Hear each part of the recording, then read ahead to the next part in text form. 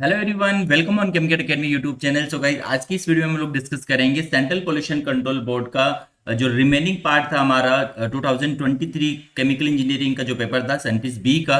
सो उसका ये basically part B है, सेकंड पार्ट है, जहां पर हम लोग 2 मार्क्स के जो क्वेश्चंस थे वो यहाँ पर हम डिस्कस करेंगे। डिटेल सॉल्यूशन की हम बात करेंगे।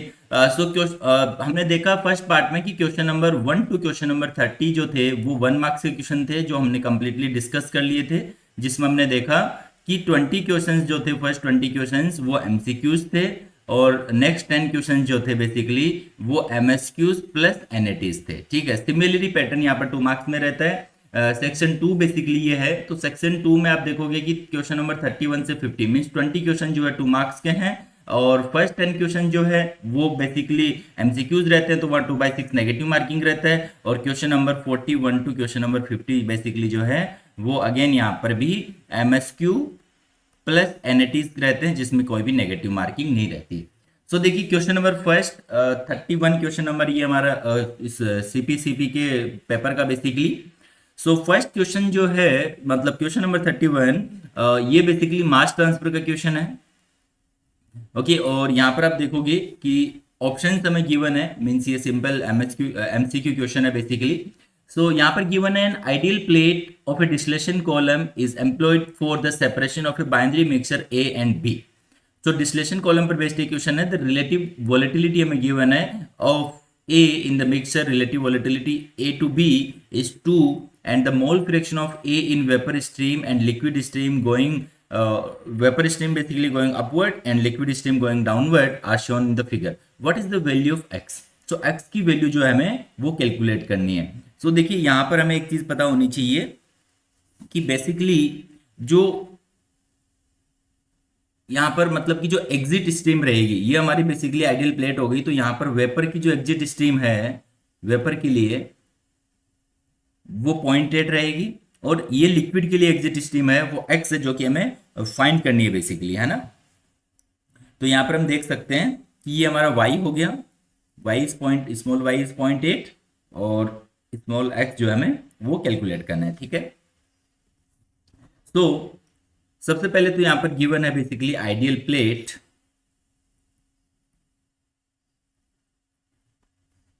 कंपोनेंट की अगर हम बात करें तो ए एंड बी गिवन है, relative volatility alpha A B जो है बेसिकली वो 2 गिवन है। मोल फ्रैक्शन हमने देखा, मोल फ्रैक्शन वेपर स्ट्रीम के लिए 0.8 हो गया, और गैस स्ट्रीम के लिए हमें कैलकुलेट करना है। ठीक है, तो ये दोनों जो बेसिकली रहेंगे वो यहां पर इक्विलिब्रियम में रहने वाले हैं। ठीक है, सो इसमें बेसिकली हम फॉर्मूला अप्लाई करेंगे रिलेटिव वोलेटिलिटी के लिए, जो एक फॉर्मूला रहता है for ideal plate, the vapour and liquid living vapour and liquid living the plate are in equilibrium.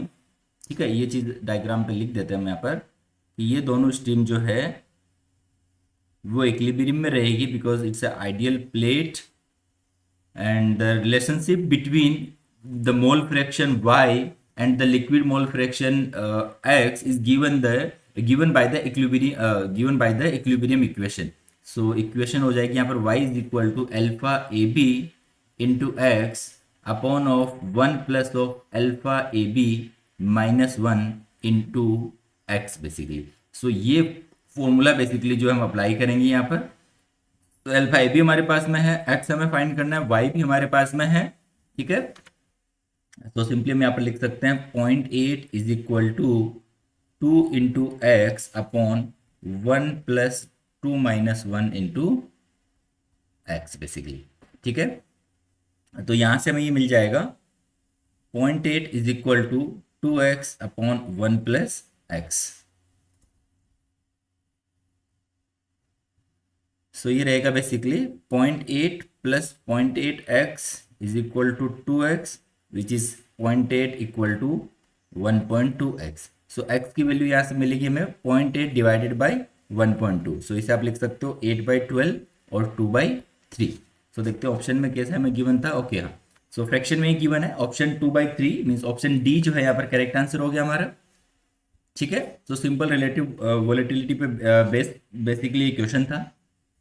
Now next देखते हैं question number 32। So transfer function यहाँ पर गिवन है, मीन्स ये इंस्ट्रूमेंटेशन एंड प्रोसेस कंट्रोल या PDC आप बोल सकते हो, इसका क्वेश्चन है basically. So transfer function of a process हमें गिवन है, transfer function GS is equal to K1 upon tau one S plus one into tau two into S plus one, where K1 tau one and tau two are the positive constant. If tau one and tau two, तो हमें यहाँ पर condition basically इन्होंने दे दी कि tau one and tau two जो है वो इक्वल है, then the system response for a unit step input will be, है ना। तो यहाँ पर हमने हमें बेसिकली ये भी दिया कि सिस्टम का जो रेस्पॉन्स है for a unit step input के लिए सिस्टम का रेस्पॉन्स कैसा रहेगा। रेस्पॉन्स मीन्स कि सिस्टम मेरा अंडर डैम्प रहेगा, ओवर डैम्प रहेगा, क्रिटिकली डैम्प रहेगा या अनडैम्प रहेगा, वो हमें कैलकुलेट करना है बेसिकली, ठीक है। तो देखिए ये जो हमारा ट्रांसफर फंक्शन गिवन है, इसमें आप डायरेक्टली अगर tau one is equal to tau two put करो, है ना, लाइक मैं tau one is equal to tau two को कुछ टाउ से रिप्रेजेंट करता हूं। सो मेरा ट्रांसफर फंक्शन क्या हो जाएगा, G of S is equal to K1 upon tau into S plus one, then tau into S plus one. तो ये बेसिकली हो जाएगा K1 upon tau S plus one whole square, okay. So ये basically क्या हो जाएगा, second order system हो गया बेसिकली, विद रिपीटेड जो भी इसके रूट रहेंगे वो रिपीट होंगे बेसिकली। सेकेंड ऑर्डर ये सेम यहाँ टाउ वन टाउ टू है basically. So second order system रहेगा विद रिपीटेड रियल पोल्स में आप बेसिकली डिनोमिनेटर जो रहता है उससे इक्वल टू 0 करते हो, तो वहां पर जो एस की वैल्यू आपको मिलती है वो बेसिकली होती है पोल्स।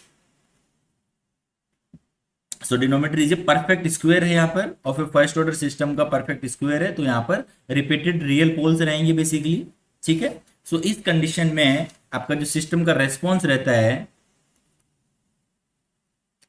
सिस्टम का जो रेस्पॉन्स रहेगा वो रहेगा क्रिटिकली डैम्प्ड कब होता है, if the poles are real and equal, equal जब होता है तब आपका क्रिटिकली डैम्प्ड होता है सिस्टम। क्रिटिकली डैम्प्ड का मीनिंग हो गया कोई ऑसिलेशन नहीं रहेगा, नो ऑसिलेशन, रेस्पॉन्स जो है फास्ट रहेगा एंड विदाउट ओवरशूट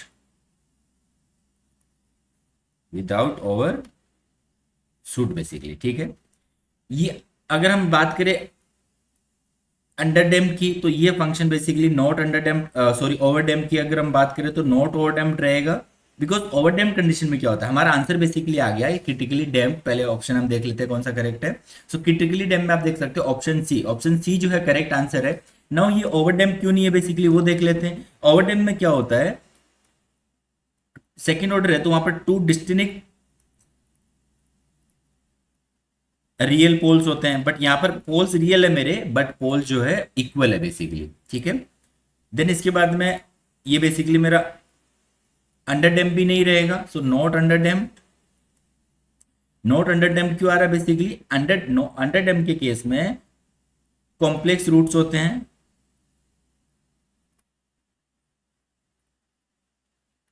पोल्स की हम बात करेंगे यहाँ पर पोल्स। देन इसके बाद में ये मेरा अनडैम्प भी नहीं है, नॉट अनडैम्प्ड में बेसिकली इमेजनरी पोल्स आते हैं, यहां पर बेसिकली हमारे रियल पोल्स आ रहे हैं जो कि इक्वल है, तो हमारा करेक्ट आंसर हो गया क्रिटिकली डैम्प बेसिकली। सिंपल है ये, कोई आपको यहाँ पर वैल्यू नहीं पूछी गई है, जस्ट सिस्टम का रेस्पॉन्स कैसा रहेगा वही बेसिकली आपको मेंशन करना था, ठीक है। नाउ नेक्स्ट देखते हैं क्वेश्चन नंबर 33। सो ये बेसिकली हीट ट्रांसफर का क्वेश्चन है। Conductive heat transfer is occurring through the wall of A spherical vessel in A radial, तो यहाँ पर कंडक्टिव हीट ट्रांसफर गिवन है through the wall of A spherical vessel in the radial direction. A naught and AI are the outer, A naught is the outer and AI is the inner surface area of the vessel respectively, and T is the thickness of the vessel. The rate of heat transfer at steady state is proportional to, तो rate of heat transfer जो है वो हमें check करना है कि कैसे proportional रहेगा। ठीक है, तो यहाँ पर ऑप्शन दिया है लाइक अर्थमेटिक मीन जो रहेगा यहाँ पर इन दोनों बेसिकली इनर सरफेस एरियाज का, है ना, डिवाइडेड बाय टी, मतलब कि like heat transfer rate is directly proportional to arithmetic mean of A naught and A I and inversely proportional to thickness. Then logarithmic mean given है, तो thickness में तो always जो है इनवर्सली प्रोपोर्शनल, तो thickness की तो लाइक अगर आप बात नहीं करो तो भी चलेगा। आपको ये देखना है कि अर्थमेटिक मीन के साथ क्या रिलेशन है, बेसिकली जो जो सरफेस एरिया इनर और आउटर सरफेस का, उसके साथ क्या रिलेशन रहने वाला है। ठीक है, सो कंडक्टिव हीट ट्रांसफर का अगर हम लोग यहाँ पर फॉर्मूला लिखे, लो नेक्स्ट पेज में लिखते हैं, like Q is equal to delta T upon 1/4πk into 1/(r1 - 1/(r2)। ये फॉर्मूला हो गया। ये फॉर्मूला बेसिकली हम लिख रहे हैं स्फेरिकल वेसल के लिए। ठीक है, जब conductive heat transfer, so conductive heat transfer rate हो गया for a spherical vessel. Q is equal to delta T upon 1/4πk into 1/(r1 - 1/(r2)। ठीक है, तो यहां से हम लिख सकते हैं इसे, ये हो जाएगा बेसिकली हमारा, अगर नीचे में हम एलसीएम ले ले तो 4 into pi, then into R1 into R2 ऊपर चला जाएगा, इंटू के भी ऊपर रहेगा, देन डेल्टा टी, और डिनोमीटर में बेसिकली रहेगा R2 माइनस R1। करेक्ट है ना। यहां से एक चीज आप देख सकते हो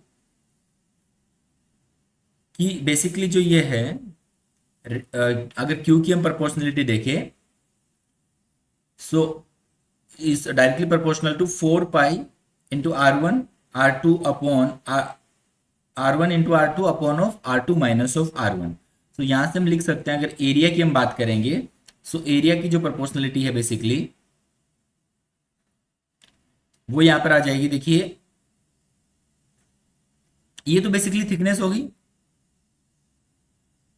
है ना, ये बेसिकली आपकी थिकनेस हो जाएगी। तो यहां पर इनवर्सली प्रोपोर्शनल आ गया थिकनेस के। तो नाउ यहां पर जब आप इसे एरिया के टर्म में लिखते हो तो वो आ जाएगा directly square root of A I into A naught basically. ठीक है,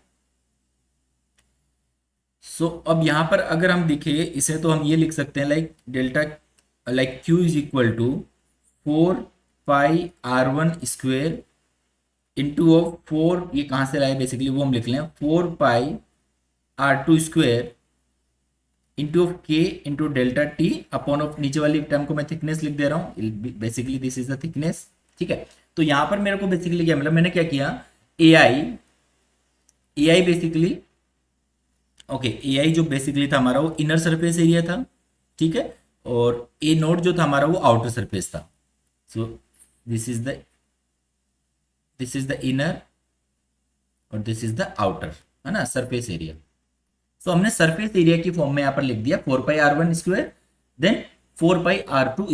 इसका बेसिकली स्क्वायर रूट हमने क्यों लिखा, बिकॉज यहां पर जब आप देखोगे, देखिए यहां से बेसिकली आपको मिलेगा लाइक 4π आ गया बेसिकली, है ना, देन R1 का स्क्वायर रूट जो है वो आपका ये कैंसिल आउट हो जाएगा तो R1 रहेगा। ठीक है, देन यहाँ पर भी R2 जो है ये कैंसिल आउट हो जाएगा तो यहाँ पर R2 आ गया, है ना। मींस बेसिकली क्या था कि 4πr1 इंटू R2 को हम लिख सकते हैं square root of 4πr1 into square root of 4πr1। तो ये बेसिकली हो गया आपका, इसे आप लिख सकते हो लाइक 4πr1, ये हो गया बेसिकली 4πr2। नाउ यहाँ पर हमें बेसिकली क्या मिल गया, Q is directly proportional to square root of the like AI dot A naught। ठीक है, सो अब ये बेसिकली जो है square root of AI dot A naught क्या हो गया, ज्योमेट्रिक मीन हो गया बेसिकली। तो हमें बेसिकली मिल रहा है Q is directly proportional to AI in dot A naught, और थिकनेस की बेसिकली ये इनवर्सली प्रोपोर्शनल है। तो यहां पर हम लिख सकते हैं कि the rate of heat transfer is directly proportional to geometric mean of A I and A naught, और थिकनेस जो है बेसिकली उसके इनवर्सली प्रोपोर्शनल रहेगा। And delta Q is inversely proportional to thickness. ये दो टर्म हमें यहाँ पर मिल गई। तो यहां से बेसिकली हम ये बेसिकली किसके इक्वल है, ठीक है। तो यहां पर हम आंसर क्लेम कर सकते हैं कि ज्योमेट्रिक मीन वाला जो आंसर है, geometric mean of A naught and A I और inversely proportional to thickness basically जो है वो करेक्ट आंसर है हीट ट्रांसफर रेट के लिए, ठीक है। यहां पर हम बोल सकते हैं heat transfer rate is directly proportional to geometric mean और indirectly inversely proportional to thickness basically, correct है ये।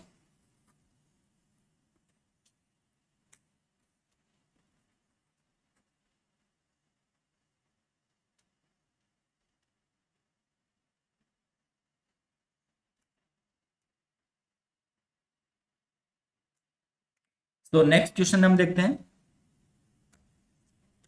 तो नेक्स्ट क्वेश्चन नंबर 34, अगेन ये हीट ट्रांसफर का क्वेश्चन है। यहाँ पर एक पैटर्न आप देखोगे कि जनरली जो क्वेश्चन पूछे जा रहे हैं जिस सब्जेक्ट से वो कंटिन्यूएशन में है। 1 मार्क्स में भी हमने ऐसा देखा, पार्ट 1 जो हमने बनाया था बेसिकली सॉल्यूशन का वीडियो, उसमें हमने देखा कि लाइक कंटिन्यूअसली अगर मास ट्रांसफर के क्वेश्चन है तो कंटिन्यूअसली 1 2 3 क्वेश्चन मास ट्रांसफर के हैं, देन हीट ट्रांसफर, इस तरीके से क्वेश्चन का जो पैटर्न है वो कंटिन्यूएशन में है बेसिकली। तो यहाँ पर फिर जो पिछला वाला क्वेश्चन था वो भी हीट ट्रांसफर का था। Now this question is again from the heat transfer. Question number 34 इसमें गिवन है consider a single pass shell and tube heat exchanger. तो हीट एक्सचेंजर से क्वेश्चन पूछा गया है, काउंटर करंट फ्लो आपको गिवन है, वाटर एंड ऑयल जो है काउंटर करंटली जो है ये फ्लो कर रहे हैं, operating eight A steady state, mass flow rate of oil is twice that of the water. Mass flow rate जो गिवन है यहाँ पर ऑयल का वो वाटर से डबल है, the specific heat capacity of oil is half of that water. ये भी गिवन है, स्पेसिफिक हीट हो गया, ऑयल का जो है हाफ है वाटर से। If the effectiveness factor of exchanger is 0.8, calculate the number of heat transfer number of transfer units, NTU जो है वो बेसिकली हमें यहाँ पर कैलकुलेट करना है। तो ये बेसिकली आपका हो गया यहाँ पर हीट ट्रांसफर बेस्ड क्वेश्चन। तो सबसे पहले तो देखिए आपको काउंटर करंट गिवन है, देन इसके बाद में क्या क्या गिवन है आपको, मास फ्लो रेट जो गिवन है ऑयल का वो ट्वाइस है वाटर की फ्लो रेट से। देन स्पेसिफिक हीट की अगर हम बात करें तो ऑयल के लिए जो स्पेसिफिक हीट है वो हाफ है वाटर की जो स्पेसिफिक हीट है। देन इफेक्टिवनेस फैक्टर जो है ये पॉइंट गिवन है। नाउ सबसे पहले हम लोग हीट कैपेसिटी रेट कैलकुलेट कर सकते हैं, लाइक सीपी मिनिमम जो है वो यहाँ पर वाटर के लिए रहेगी into CP water MCP. CP oil की अगर हम बात करें, ओके बेसिकली यहाँ पर सेम ही रहने वाला है मोरल लेवल ये, बिकॉज ये जो था स्पेसिफिक डबल है और सॉरी फ्लोरेट डबल है और स्पेसिफिक हाफ हो गया, तो यहाँ पर जो है एमसीपी, आप सीपी मिनिमम जो है किसी के भी लिख सकते हो, ठीक है, ऑयल के लिए भी लिख सकते हो, वाटर के लिए भी सेम रहने वाला है MCP. So both the fluid have equal heat capacity, आप ये बोल सकते हो इक्वल हीट कैपेसिटी जो है हीट कैपेसिटी रेट्स। सो यहां पर हम ये लिख सकते हैं कि CP minimum is equal to CP max which is equal to CR. अगर हम कैलकुलेट करें इसका, है ना, ये हमने कैलकुलेट कर लिया कि सीपी मिनिमम और मैक्स जो है वो सेम रहने वाला है, तो सीआर जो रहेगा ratio CP minimum to CP max वो क्या आ जाएगा, 1 आ जाएगा। ओके, सो यहां पर अब हम एनटीयू का फॉर्मूला लिख सकते हैं। एनटीयू इफेक्टिवनेस रिलेशन अगर हम देखें, effectiveness relation for counter current, है ना, कब कौन सी कंडीशन में, when CR is equal to 1। So CR जब 1 रहता है, इफेक्टिवनेस जो इफेक्टिवनेस रहेगी, the effectiveness of both parallel and counter current heat exchanger के लिए सेम आता है आपका इफेक्टिवनेस का formula, effectiveness is equal to NTU upon 1 plus of NTU. तो ये फॉर्मूला जो है हमें अप्लाई करना है, this is applicable for both parallel and counter current. Basically हमें यहाँ पर काउंटर करंट के लिए निकालना है, बट ये फॉर्मूला दोनों के लिए वैलिड रहता है, ठीक है। तो इसमें पुट करना है हमें, इफेक्टिवनेस जो है 0.8 रहेगी तो एनटीयू हमें मिल जाएगा। So 0.8 is equal to NTU upon 1 plus of NTU. तो यहाँ पर हम लोग कैलकुलेट कर सकते हैं easily, like 0.8 plus 0.8 NTU is equal to NTU, then 0.8 is equal to 0.2 NTU। तो यहाँ से NTU जो है बेसिकली हमारा वो आ जाएगा 0.8 divided by 0.2 which is basically 4। तो यहाँ पर हमें आंसर मिल गया कि नंबर ऑफ ट्रांसफर यूनिट जो रहेगा वो रहेगा 4, so which is option A. So option A यहाँ पर करेक्ट आंसर है। सिंपल क्वेश्चन था। इस तरीके के लाइक गेट में काफी क्वेश्चंस पूछे जाते हैं। ठीक है, नाउ नेक्स्ट देखते हैं question number 35 in a single pass. Again ये हीट ट्रांसफर का क्वेश्चन है। Counter current shell and tube heat exchanger. Okay, basically अभी जो हम क्वेश्चन डिस्कस कर रहे थे वो था question number 34। Now again same like ये भी हीट ट्रांसफर पे बेस्ड क्वेश्चन है, मतलब shell and tube heat exchanger पे बेस्ड क्वेश्चन है। Even counter current shell and tube heat exchanger given है, oil is flowing through the tubes and water is flowing through the shell. Basically the temperature of the oil changes from. So यहाँ पर simply क्या given है कि counter current flow जो है वो यहाँ पर हो रहा है, ये हम बोल सकते हैं। सो यहाँ पर आप देखोगे कि the temperature of the oil changes from 413, तो ये ऑयल हो गया बेसिकली मेरा हॉट फ्लूइड। सो 413 से इसका टेम्परेचर 373 केल्विन बेसिकली आ रहा है। And the water is changes from 303 से इसका टेम्परेचर इंक्रीज होकर 343 केल्विन हो रहा है। The value of the log main temperature, बड़ा ही सिंपल सा क्वेश्चन है, 2 मार्क्स का क्वेश्चन आप देखिए यहाँ पर, जिसमें लॉग आपको यहाँ पर LMTD एक्चुअली कैलकुलेट करना है for heat for the calculation of heat transfer rate. ठीक है, LMTD यहाँ पर आपको कैलकुलेट करना है। तो LMTD बेसिकली यहाँ पर देखिए डेल्टा T1 हो जाएगा, यहाँ पर बेसिकली आपका डेल्टा T2 आ जाएगा। तो जब आप यहाँ पर देखोगे लाइक ये डेल्टा T1 जब आप कैलकुलेट करोगे 413 माइनस 343, ये बेसिकली आपको मिलेगा 70। Delta T1 is 70। जब यहाँ पर डेल्टा T2 आप कैलकुलेट करोगे 373 माइनस 303, तो अगेन ये भी कितना आ रहा है, 70 आ रहा है। मीन्स इस केस में क्या हो रहा है, delta T1 is equal to delta T2। So इस केस में जब आपका delta T1 is equal to delta T2 रहता है तो आप डायरेक्टली LMTD क्या लिखते हो, LMTD is the log mean temperature difference which is directly equal to delta T1 plus delta T2 divided by 2। तो ये आपका LMTD हो जाएगा। ठीक है, तो LMTD बेसिकली यहाँ पर क्या रहेगा, लाइक 70, या फिर डायरेक्टली इसे आप बोल सकते हो which is equal to delta T। तो अगेन वो 70 प्लस 70 डिवाइड बाई 2 करोगे तो आपको 70 मिलेगा। Means LMTD is equal to 70। So option देखिए, option A is the correct answer. Simple question था ये भी। नाउ नेक्स्ट देखते हैं question number 36। The mass flow rate of a pipe at ambient condition is 1 kg। What is the volumetric flow rate of the water. So इसे आप fluid mechanics का question बोल सकते हो, नहीं तो इसे आप प्रोसेस कैलकुलेशन का क्वेश्चन भी बोल सकते हो। सिंपल आपका यहाँ पर लाइक बैलेंस आपको यूनिट बैलेंस आपको करना है एक तरीके से। ठीक है, फ्लूइड मैकेनिक्स में basically volumetric flow rate of water in pipe की बात करते हैं basically.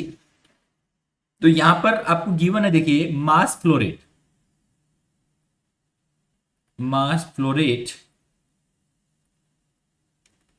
Of water is equal to 1 kg पर second. What is the volumetric flow rate. तो वॉल्यूमेट्रिक फ्लो रेट जो आपको है वो कैलकुलेट करना है। वॉल्यूमेट्रिक फ्लो रेट आपका लीटर पर सेकेंड में कैलकुलेट करना है। तो वॉल्यूमेट्रिक फ्लो रेट हम लिखते हैं Q is equal to A into V, या फिर आप सिंपली बोल सकते हो कि मास जो बेसिकली वो आपका रो इंटू क्यू हो जाएगा।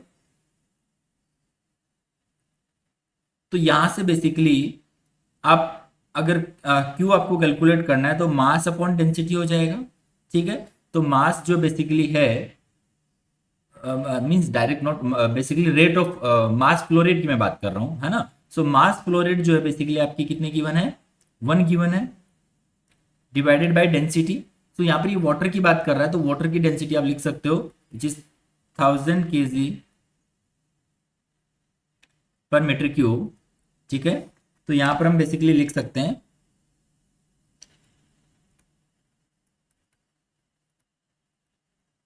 और ये बेसिकली केजी पर सेकेंड है। ठीक है, तो यहां से आपको मिल गया कि volumetric flow rate is equal to 1/1000 metre cube पर सेकेंड। ओके, आपको लीटर में कैलकुलेट करना है बेसिकली। सो लीटर में आप यहां पर लिख सकते हो लाइक ये हो गया 1000 लीटर पर सेकेंड। सो 1000 से 1000 यहां पर कैंसिल हो जाएगा। सो Q विल बी 1 लीटर पर सेकेंड। सो करेक्ट आंसर देखिए option A is the correct answer. Simple question था ये। तो यहां से आप डायरेक्टली कैलकुलेट कर सकते थे इसे कि जो वॉल्यूमेट्रिक फ्लो रेट रहेगा, वॉल्यूमेट्रिक फ्लो रेट जो है वो आपका मास flow rate divided by the density of the water रहने वाला है।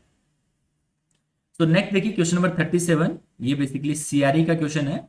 The reaction A to B take place in isothermal constant volume well mixed batch reactor. The rate law is minus R is equal to K R into C A. The conversion of X A in terms of the reaction time. तो simple आपको देखिए यहाँ पर x ए का relation calculate करना है time के साथ में। तो इसमें विदाउट कुछ भी सोल्व किए आप डायरेक्टली ये देख सकते हो कि अगर यहां से अगर हम देखें कि रेट ऑफ रिएक्शन इसका बेसिकली जो ऑर्डर है 1 हो गया, तो फर्स्ट ऑर्डर रिएक्शन के लिए जब मैं कन्वर्जन का रिलेशन देखता हूं, कन्वर्जन का रिलेशन बेसिकली रेट कांस्टेंट के साथ में, तो वो बेसिकली आ जाता है। देखिए डायरेक्टली आप बोल सकते हो कि minus L N into 1 minus of X A into K R into T. ये बेसिकली इक्वेशन हम याद रखते हैं, इसके बेस पे इसका डायरेक्टली आंसर कर सकते हैं। यहाँ पर आप थोड़ा सा इसको अगर लाइक चेंज करोगे कि ये 1 minus X A is equal to ये हो जाएगा exponential power minus of K R into T. यहाँ से आपको कन्वर्जन के लिए फॉर्मूला मिल जाएगा X A is equal to 1 minus of E power minus K R into T. तो ये आपका हो गया आंसर। बेसिकली यही पूछा था conversion of A which is X A in terms of the reaction time. तो reaction time is T and rate constant is K R. तो ये रिलेशन यहाँ पर आ गया X is equal to 1 minus of E power of minus K R into T. तो option B is the correct answer. इसको आप properly solve भी कर सकते हो अगर ये फॉर्मूला आपको याद नहीं हो। तो सोल्व करने के लिए देखिए आप क्या करोगे कि आपको rate constant given like reaction rate given है minus R A is equal to K R into C ए।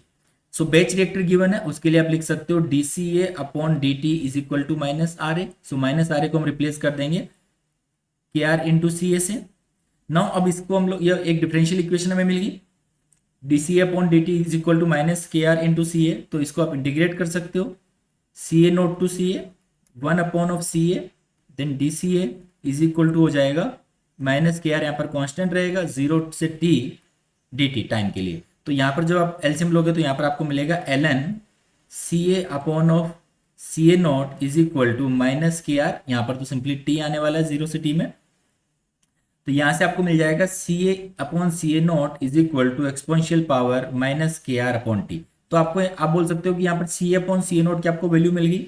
ठीक है, नाउ आप कन्वर्जन कैलकुलेट करना है। सो कन्वर्जन क्या होता है basically C A is equal to like C A naught minus C A upon C A रहता है सी ए नोट, इसको आप ऐसे लिख सकते हो 1 minus of C A upon C A naught. तो ये वैल्यू हमारे पास में ये पुट कर सकते हैं इसमें 1 minus of E power of minus K R into T. So correct answer क्या हो गया X A is equal to 1 minus of E power of minus K R into T. तो इस तरीके से आप ये कैलकुलेट भी कर सकते हो। करेक्ट है। नाउ नेक्स्ट क्वेश्चन है बेसिकली पीडीसी या फिर इसे हम आईपीसी बोल सकते हैं, process dynamic control instrumentation process control. इसलिए बोल रहा हूं बिकॉज ये क्वेश्चन जो है वो सिंबल्स पे बेस्ड है। इंस्ट्रूमेंटेशन का ये बेसिकली क्वेश्चन है कि आपको 4 सिंबल्स दिए हुए हैं ग्रुप 1 में, ग्रुप 2 में बेसिकली दिया है कि उसका मीनिंग क्या है बेसिकली। तो यहाँ पर ये मैच द कॉलम का क्वेश्चन था, सिंपल सा एक क्वेश्चन है। अगर आपने ये सारे सिंबल्स देखें, ये बेसिकली इंस्ट्रूमेंटेशन जो डीसीएस रिलेटेड सिंबल्स होते हैं ना, पैनल जो जिसे बोलते हैं हम डीसीएस पैनल, तो उससे रिलेटेड ये बेसिकली सिंबल्स है। देखिए सबसे पहला सिंबल है यहाँ पर सबसे सिंपल हम स्टार्ट करते हैं। ये जो आर में जो सिंबल दिया हुआ है, आर वाला जो सिंबल बेसिकली है वो बेसिकली इंस्ट्रूमेंटेशन का जो डिस्क्रीट इंस्ट्रूमेंटेशन होता है, मतलब इंस्ट्रूमेंटेशन सिंबल के लिए बेसिकली ये है ना। आप फील्ड माउंटेड बेसिकली ये बोल सकते हो कि ये रहने वाला है ना इक्विपमेंट। अगर इसमें ये रेक्टेंगल बेसिकली हम अप्लाई कर देते हैं तो वो बेसिकली आपका क्या होता है डीसीएस वाला डिस्प्ले हो जाता है। लाइक मेरा सर्किल है, सर्किल हो गया डिस्क्रीट इंस्ट्रूमेंट है, इंस्ट्रूमेंट का सिंबल से कि लाइक कोई इंस्ट्रूमेंट मेरा लॉजिक लाइक मतलब कि एग्जिस्ट करता है जो कि फील्ड में बेसिकली रीडिंग दिखाएगा। अगर हम इस पे ये रेक्टेंगल बेसिकली ड्रॉ कर देते हैं सर्किल पे, तो वो सिग्नल जो ट्रांसमीटर रहेगा मेरा, वो ट्रांसमीटर जो है डीसीएस में सिग्नल मतलब वैल्यू दिखाएगा। सो अगर क्यू की हम बात करें तो क्यू में रहेगा second instrument with shared display और कंट्रोल का मतलब हो गया वो अपना वैल्यू जो है कहीं ना कहीं रिफ्लेक्ट कर रहा है, तो वो डीसीएस पे बेसिकली शेयर करता है वैल्यू। ठीक है, देन इसके अलावा अगर हम बात करें यहाँ पर जो पी में ऑप्शन दिया, ओके डायरेक्टली हम देखते हैं पहले तो आर में 1। सो आर में 1 जो है ऑप्शन बी और सी में गिवन है, सो ए और डी एलिमिनेट हो गए। देन क्यू में बेसिकली सेकंड है, सो क्यू में सेकंड, सो ऑप्शन बी। अगर दो भी सिंबल आपको पता है तो आप इजीली जो है आंसर कमेंट कर सकते हो यहाँ पर। तो जो P बेसिकली सिंबल गिवन है बेसिकली ग्रुप 1 में, P वाला जो सिंबल है वो इंस्ट्रूमेंट के लिए लाइक लॉजिक डायग्राम वगैरह जो रहते हैं ना, प्रोग्राम करते हैं, मतलब लाइक इंटरलॉक वगैरह। डायमंड है, डायमंड पे जब स्क्वायर स्क्वायर रहता है तो वो बेसिकली आपका रहता है instrument with programmable logic control. जब आपको इंटरलॉक्स दिए जाते हैं, है ना, किसी इक्विपमेंट की सेफ्टी के लिए, जब उस इक्विपमेंट को लाइक ट्रिप कराना है अब नॉर्मलिटी के केस में पर्टिकुलर कुछ कॉजेस की वजह से, तो उसका इफेक्ट होता है कि वो इंटरलॉक एक्चुएट होके वो इक्विपमेंट आपका सेफली जो है वो ट्रिप हो जाता है या बंद हो जाता है इक्विपमेंट ना। तो ये सिंबल बेसिकली रहता है कि अगर किसी पर्टिकुलर इक्विपमेंट के पास में अगर ये सिंबल बना रहता है, मतलब वहां पर कोई लॉजिक एग्जिस्ट करता है, instrument with programmable logic control. तो पी में बेसिकली 4 ऑप्शन है, देख सकते हो यहाँ पर पी में 4 है। देन रिमेनिंग रहा एस, तो एस में एस वाला जो सिंबल है बेसिकली वो हो गया इंस्ट्रूमेंट विद कंप्यूटर फंक्शन। ठीक है, तो ये था बेसिकली इंस्ट्रूमेंटेशन पर बेस्ड क्वेश्चन। नाउ नेक्स्ट देखते हैं क्वेश्चन नंबर 39। ये बेसिकली सीआरई का क्वेश्चन है। For reaction A to B the rate law is minus R A equal to K into C A square upon 1 plus C A whole square, where k is the constant, which of the following is correct regarding the apparent rate order, apparent reaction order with respect to a। तो यहां पर basically हमें n यहां पर order की बात करेगा, तो कंसंट्रेशन के साथ में आप ये बोल सकते हो सिंपली ऑर्डर के साथ में कंसंट्रेशन का क्या रिलेशन है। ठीक है, लाइक अगर मेरा कंसंट्रेशन मतलब ऑर्डर जो है 0 है तो रिएक्शन रेट क्या रहेगा, या फिर कंसंट्रेशन 0 है तो ऑर्डर बेसिकली क्या रहेगा। ये इस तरीके से हम कैलकुलेट करेंगे इसे कि मेरी कंसंट्रेशन जो है लाइक लेस देन 1 है, देन उस केस में ऑर्डर क्या आने वाला है इस तरीके से, या फिर concentration is greater than 1, then हम यहाँ पर ऑर्डर चेक करेंगे रिएक्शन का। ठीक है, तो इसमें आपको डायरेक्टली कुछ सोचना नहीं है, आप डायरेक्टली ऑप्शन से स्टार्ट कर सकते हो कि like minus R A is equal to K into C A square upon 1 plus of C A whole square. तो आप ये देख सकते हो कि सब जगह आइदर या तो सी ए लेस देन 1 है या फिर सी ए ग्रेटर देन 1 है। तो दो ही केस यहां पर बनने वाले हैं। तो पहला केस हम देख लेते हैं, लाइक केस 1 इज जब मेरा कंसंट्रेशन जो है लेस देन 1 रहने वाला है। तो इस केस में देखिए जब सी ए लेस देन 1 रहेगा तो जो ये वाला इक्वेशन हो गया रेट लो का, तो इसमें 1 प्लस सी ए डिनोमिनेटर वैल्यू क्या आएगा मेरा 1 प्लस, मेरा सी ए लेस देन 1 है, मतलब 1 के कंपेरिजन में वो नेग्लिजिबल है। तो इस केस में मैं क्या बोलूंगा, this is almost equal to 1 because C A is less than 1। ठीक है, तो इस केस में हम अब सिंपली ये जो इक्वेशन है हमारा इक्वेशन 1, इसमें हम वैल्यू पुट कर सकते हैं। So minus R A is equal to K into C A square, तो डिनोमिनेटर का जो वैल्यू था वो 1 आ गया, 1 का स्क्वायर यही रहेगा। तो यहां से हमें सिंपली ये मिल गया minus R A is equal to K into C A square. अब यहां पर आप ऑर्डर देख सकते हो इस रिएक्शन का, तो यहां से आपको मिल रहा है कि N is equal to 2 basically, है ना, N is equal to 2। So जब मेरा एन ए मतलब रेट मतलब ऑर्डर ऑफ रिएक्शन जब 2 है तब मेरा सी ए जो है लेस देन 1 आने वाला है। ये कंडीशन पहले आ गई। ठीक है, ना सेकंड कंडीशन देखते हैं, इधर ही कैलकुलेट कर लेते हैं। Second condition is when C A is greater than 1, so जब सी ए ग्रेटर देन 1 है मींस 1 से बहुत बड़ी है इसकी वैल्यू, तो आप ये बोल सकते हो कि इसकी वैल्यू जो है वो इक्वल टू सी आ जाएगी। ठीक है, approximately is equal to C A. Then उस केस में हमारी फर्स्ट जो रिएक्शन लाइक फर्स्ट जो इक्वेशन है वो हो जाएगी K into C A square. So denominator में ये जो वैल्यू है 1 plus C A, we have to replace with C A, so C A square यहाँ पर आ जाएगा, सी ए स्क्वायर से C A square cancel out हो जाएगा। So minus R A is equal to K, means ये independent है C ए की कंसंट्रेशन से। सो सी ए की कंसंट्रेशन से जब इंडिपेंडेंट रहेगा ये, तो हम सिंपली बोल सकते हैं N A is equal to 0, 0 order ये रिएक्शन रहेगा बेसिकली आपका 0 ऑर्डर। ठीक है, तो यहां से एन इज इक्वल टू 0 कब आ रहा है, when C A is greater than 1। तो दोनों सिनेरियो हो गए। अब ऑप्शन हम चेक कर सकते हैं। ओके, जब 0 है बेसिकली कंसंट्रेशन हमारा सी ए का ग्रेटर देन 1 है, ये वाला एन ए जब 0 है तब सी ए, ओके ये भी सेम ही है, C A is greater than 1। Okay, तो लेस देन में क्या हो रहा है आपका 2 आ रहा है बेसिकली, तो ये हो गया option B is the correct answer, है ना। जब लेस देन सी ए की कंसंट्रेशन जो है लेस देन 1 है, देन उस केस में एन इज इक्वल टू 2 रहेगा, और जब ग्रेटर देन 1 है देन उस केस में 0 इसकी वैल्यू रहेगी, तो option B is the correct answer. Simple है, इस तरीके का हम लोग लाइक डिस्कस ये टॉपिक जो रहता है हमारा वो डिस्कस करते हैं हम जब हम सीआरई पढ़ते हैं, बेसिकली अपेरेंट रिएक्शन ऑर्डर की हम जब बात करते हैं, है ना, तो उसी पर बेस के क्वेश्चन है। नेक्स्ट देखते हैं क्वेश्चन नंबर 40 जो है क्वेश्चन नंबर, ये थर्मो से बेस्ड क्वेश्चन है, बेसिकली थर्मो से पूछा गया है। Nitrogen is compressed adiabatically, means classical thermodynamics से बेस्ड क्वेश्चन पूछा गया है। Nitrogen is compressed adiabatically and irreversibly in A piston cylinder assembly, the corresponding ideal process is one that gives the same change in state in a reversible compression. The entropy change of surrounding in the real and ideal process is given by the, so delta S surrounding and delta S ideal surrounding, है ना, ये given है हमें entropy change of the surrounding real case में और ideal process के case में। अगर ये प्रोसेस डिफरेंट हो, एक बार रियल हो एक बार आइडियल हो, तो यहाँ पर हमें रिलेशन बेसिकली कैलकुलेट करना है कि लाइक डेल्टा सराउंडिंग जो है वो ग्रेटर देन 0 रहेगा, इक्वल टू 0 रहेगा, लेस देन 0 रहेगा, और आइडियल कंडीशन में क्या रहने वाला है ना। तो हमें गिवन है बेसिकली नाइट्रोजन जो है कंप्रेस कर रहे हैं एडियाबेटिकली इरिवर्सिबली इन ए पिस्टन सिलेंडर असेंबली, है ना, जो कि रियल, अगर हम लोग रियल प्रोसेस कंसिडर करें, correspondingly the ideal process is one that gives the same change in the state in the reverse। Ideal process क्या होता है बेसिकली हमारा, जहां पर फ्रिक्शन बेसिकली एग्जिस्ट नहीं करता है, तो उस केस में जो आपका चेंजेस रहता है ना, स्टेट में जो चेंजेस रहता है वो सेम रहता है। लाइक मेरा एक प्रोसेस पहले फॉरवर्ड हुआ फिर वो रिवर्स जब होता है, तो उस केस में मेरा रिवर्स कंप्रेशन जब करता हूं तो सेम मतलब कि मेरे को वैल्यूज मिलेगी, कुछ भी उसमें लॉसेस मेरा नहीं रहता है, ठीक है। तो यहां पर हम सिंपली बोल रहे हैं कि delta S surrounding is entropy change हो गई, एंट्रोपी चेंज रियल प्रोसेस के लिए, then delta S surrounding ID for ideal processes,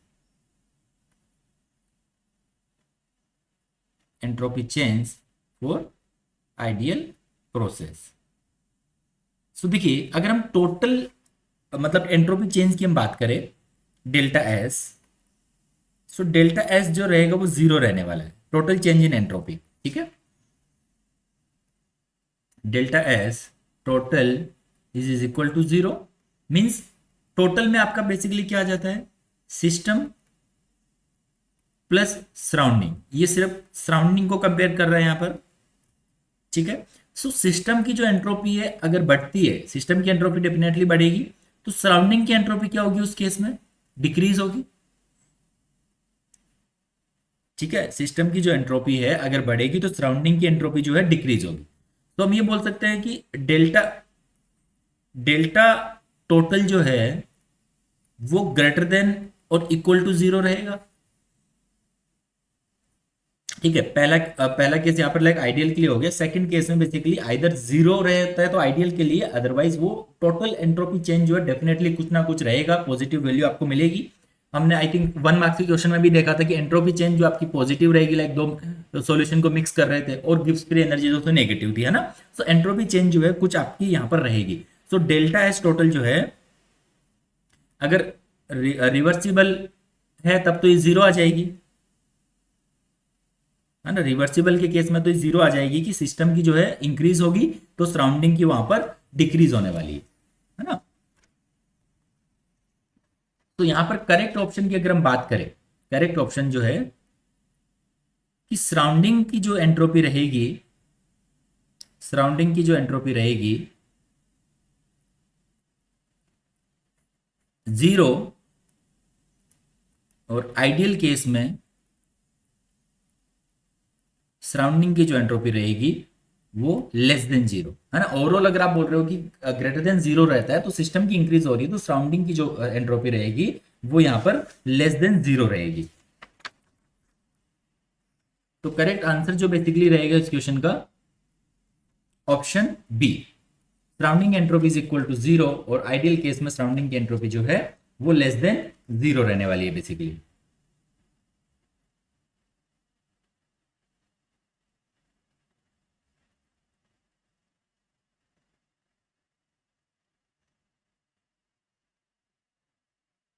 okay, now next question देखते हैं। क्वेश्चन नंबर 41, ये क्वेश्चन जो है अगेन मास ट्रांसफर का क्वेश्चन है basically. Pure steam is used pure steam is used for separating a binary aqueous mixture in a distillation operation. The bottom product is primarily water. Figure shows the distillation column where V and L are the molar flow rate of the vapor and liquid respectively. In lower section of the distillation column, mole fraction of the more volatile component in the vapor and liquid stream is at the mth plate are Ym+1 and Xm respectively, and its mole fraction in the bottom product is Xb. Apply the McCabe-Thiele method and select the correct option for slope of bottom section operating line. हमें यहाँ पर calculate करना है basically slope of the bottom section operating line. ठीक है, सो यहाँ पर bottom section के लिए ही दिया है, लाइक ये आपका वेपर का फ्लो रेट हो जाएगा, ये उसका मोल फ्रैक्शन हो गया, ये लिक्विड के लिए फ्लो रेट हो गया, ये उसका बेसिकली मोल फ्रैक्शन हो जाएगा, है ना। ये स्टीम अप्लाई कर रहा है, फ्लो रेट हो गया इसका ये, और ये बेसिकली लिक्विड स्टीम का आउटलेट, फ्लो रेट सेम रहेगा एल, और इसमें जो है उसका कंपोजिशन हो गया बॉटम कंपोजिशन। ठीक है, एमएथ ये लाइक ट्रे में दे रखा है प्लेट बेसिकली, फीड यहाँ से एंटर कर रहा है मिड में, और ये बॉटम पोर्शन बेसिकली यहाँ पर ड्रॉ कर रखा है। ठीक है, सो इसमें बेसिकली हमें slope of the bottom section operating line calculate करना है in the McCabe Thiele method based on the diagram and the expression option. तो यहां पर हम डायरेक्टली लिख सकते हैं लाइक स्लोप Ym+1 जो रहेगा, अगर हम इक्वेशन लिखे, है ना, बॉटम सेक्शन ऑपरेटिंग लाइन का इक्वेशन हम लिखे, अगर bottom section operating line equation की अगर हम बात करें, है ना, ये बेसिकली कहां से आता है, मास बैलेंस से आता है। जब आप बॉटम सेक्शन में मास बैलेंस अप्लाई करोगे तो आपको इक्वेशन मिलती है Ym+1 is equal to L/V into XM minus of L/V into XB। यहां से आप लिख सकते हो Ym+1 is equal to L/V into XM minus of XB। तो इसे आप कंपेयर कर सकते हो y is equal to mx+c से, तो यहाँ पर आपको स्लोप मिलेगी L/V। तो ये क्वेश्चन देखिए यहाँ पर ऑप्शन लिखा हुआ है, मीन्स ये क्वेश्चन जो है MSQ, एक से ज्यादा ऑप्शन जो है इसके करेक्ट रहेंगे। बहुत बार क्या होता है, हम इतने कॉन्फिडेंट होते हैं ओके स्लोप जो रहेगी ऑपरेटिंग लाइन की वो तो बेसिकली मेरी क्या है L/V रहने वाली है, सो हम जल्दी से L/V टिक लगा के आगे बढ़ जाते हैं। बट आपको केयरफुली बाकी ऑप्शंस को भी देखना है, लाइक L/V हो गया तो ये V/L तो नहीं होगा, बाकी देखो ये भी आप अच्छे से नोटिस करोगे तो ये सेम ही चीज लिखा हुआ है। लाइक मैंने इक्वेशन लिखी है Ym+1 is equal to L/V into XM minus XB। ठीक है, तो इसको आप ये भी तो लिख सकते हो Ym+1 upon XM minus XB is equal to L/V। तो this is the slope only, slope आप बोल रहे हो कि L/V है, तो ये देखो कि Ym+1 upon XM minus XB तो ऑप्शन में नहीं गिवन है, Ym+1 अपॉन XM माइनस, तो ये आंसर भी बेसिकली करेक्ट है। तो ऑप्शन ए और C both are the correct, ये करेक्ट हो गया तो ये वाला इनकरेक्ट रहेगा बेसिकली। ठीक है, तो रीअरेंज करके आपको देखना है, कई बार आंसर जो है लाइक MSQ क्वेश्चन में ऐसा ही रहता है, एक से ज्यादा ऑप्शन करेक्ट होते हैं, तो वहां पर ये रीअरेंज करके एक से ज्यादा आंसर जो है करेक्ट कर देते हैं। ठीक है, तो सिंपल क्वेश्चन था ये, तो डायरेक्टली लाइक फॉर्मूला बेस्ड आप बोल सकते हो इसे। Now next question number 42, question number last question हमारा बेसिकली मास ट्रांसफर का था।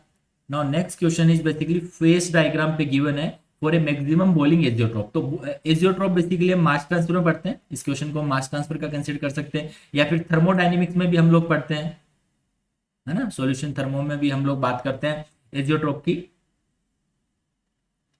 ठीक है, नॉट ओनली सॉल्यूशन, थर्मोडायनेमिक्स में बेसिकली। तो यहाँ पर देखिए चार डायग्राम हमें गिवन है, choose the correct phase diagram for a maximum boiling azeotrope. बिल्कुल बेसिक कंसेप्ट पे क्वेश्चन पूछा गया है कि मैक्सिमम बॉइलिंग एजियोट्रॉप पे। तो पहला इन्होंने जो डायग्राम दिया लाइक टेम्परेचर वर्सेस कंपोजिशन में दिया है, ए और बी वाले जो है, देन प्रेशर और कंपोजिशन में दिया है सी और डी। तो यहाँ पर हो सकता है एक आंसर करेक्ट, यहाँ पर लाइक देख इसको तो आप ऑप्शन ए और सी करेक्ट आंसर है जिसकी हम बात करेंगे अभी। तो यहाँ पर दो ऑप्शन करेक्ट है, बिकॉज एक टेम्परेचर वर्सेस कंपोजिशन में दिया था, एक प्रेशर वर्सेस कंपोजिशन में दिया है, तो एक से ज्यादा आंसर जो है करेक्ट हो सकते हैं, दोनों को हमें इंडिविजुअली चेक करना पड़ेगा। सो देखिए मैक्सिमम बॉइलिंग एजियोट्रॉप जो रहता है, मैक्सिमम बॉइलिंग एजियोट्रॉप आपका इस पॉइंट पे फॉर्म होने वाला है टेम्परेचर वर्सेस कंपोजिशन डायग्राम में, ठीक है, टेम्परेचर वर्सेस कंपोजिशन डायग्राम में। और कोरस्पॉन्डिंगली जब इस पे प्रेशर की हम बात करेंगे, देखिए इस पर कंपोजिशन तो ये इसी पॉइंट पे आने वाला है सेम। देन यहाँ पर जब प्रेशर की हम बात करते हैं तो प्रेशर बेसिकली यहाँ पर रहेगा ये। तो ये आप सिंपल आपका जो हम इजोट्रोपिक कर्व्स ड्रॉ करते हैं, लाइक यहाँ से स्टार्ट होता है आपका, like why greater than x रहता है, वाई लेस देन एक्स होता है यहाँ पे, इस तरीके से हम लोग पूरा इजोट्रोप जो कर्व्स होते हैं वो हम ड्रॉ करते हैं मैक्सिमम बॉइलिंग के लिए, मिनिमम बॉइलिंग के लिए। तो रिमेनिंग दोनों जो कर्व है बेसिकली मिनिमम बॉइलिंग इजोट्रोप्स के लिए हो जाएंगे, है ना। ये पोर्शन बेसिकली यहाँ पर रहता है, तो ये सिमिलरली कंपोजिशन पे प्रेशर यहाँ पर ज्यादा रहेगा, ठीक है।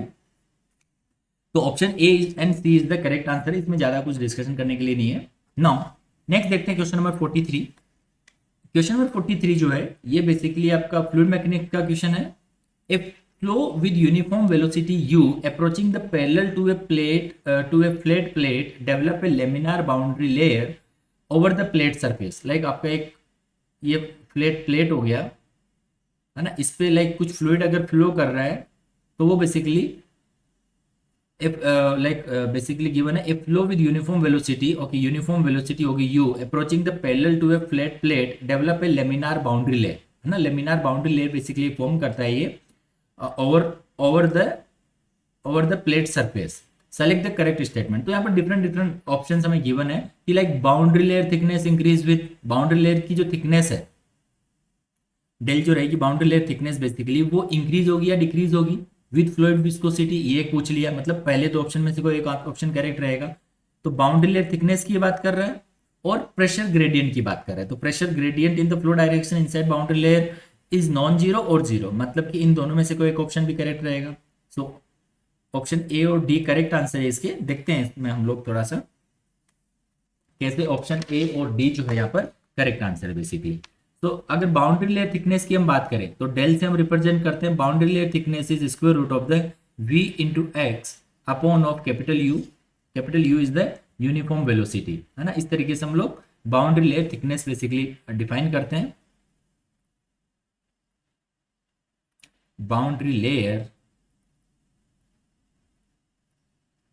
थिकनेस लेयर जो है इंक्रीज करती है विद द डिस्टेंस x, जैसे जैसे इंक्रीज होता है वैसे वैसे बाउंड्री लेयर थिकनेस जो है वो बेसिकली इंक्रीज होता है from the leading edge. Leading edge क्या होता है, जहां से हम स्टार्ट करते हैं, लाइक ये मेरा लीडिंग एज हो गया जहां से बाउंड्री लेयर फॉर्म हो रही है मेरी, ठीक है, लेमिनार बाउंड्री लेयर।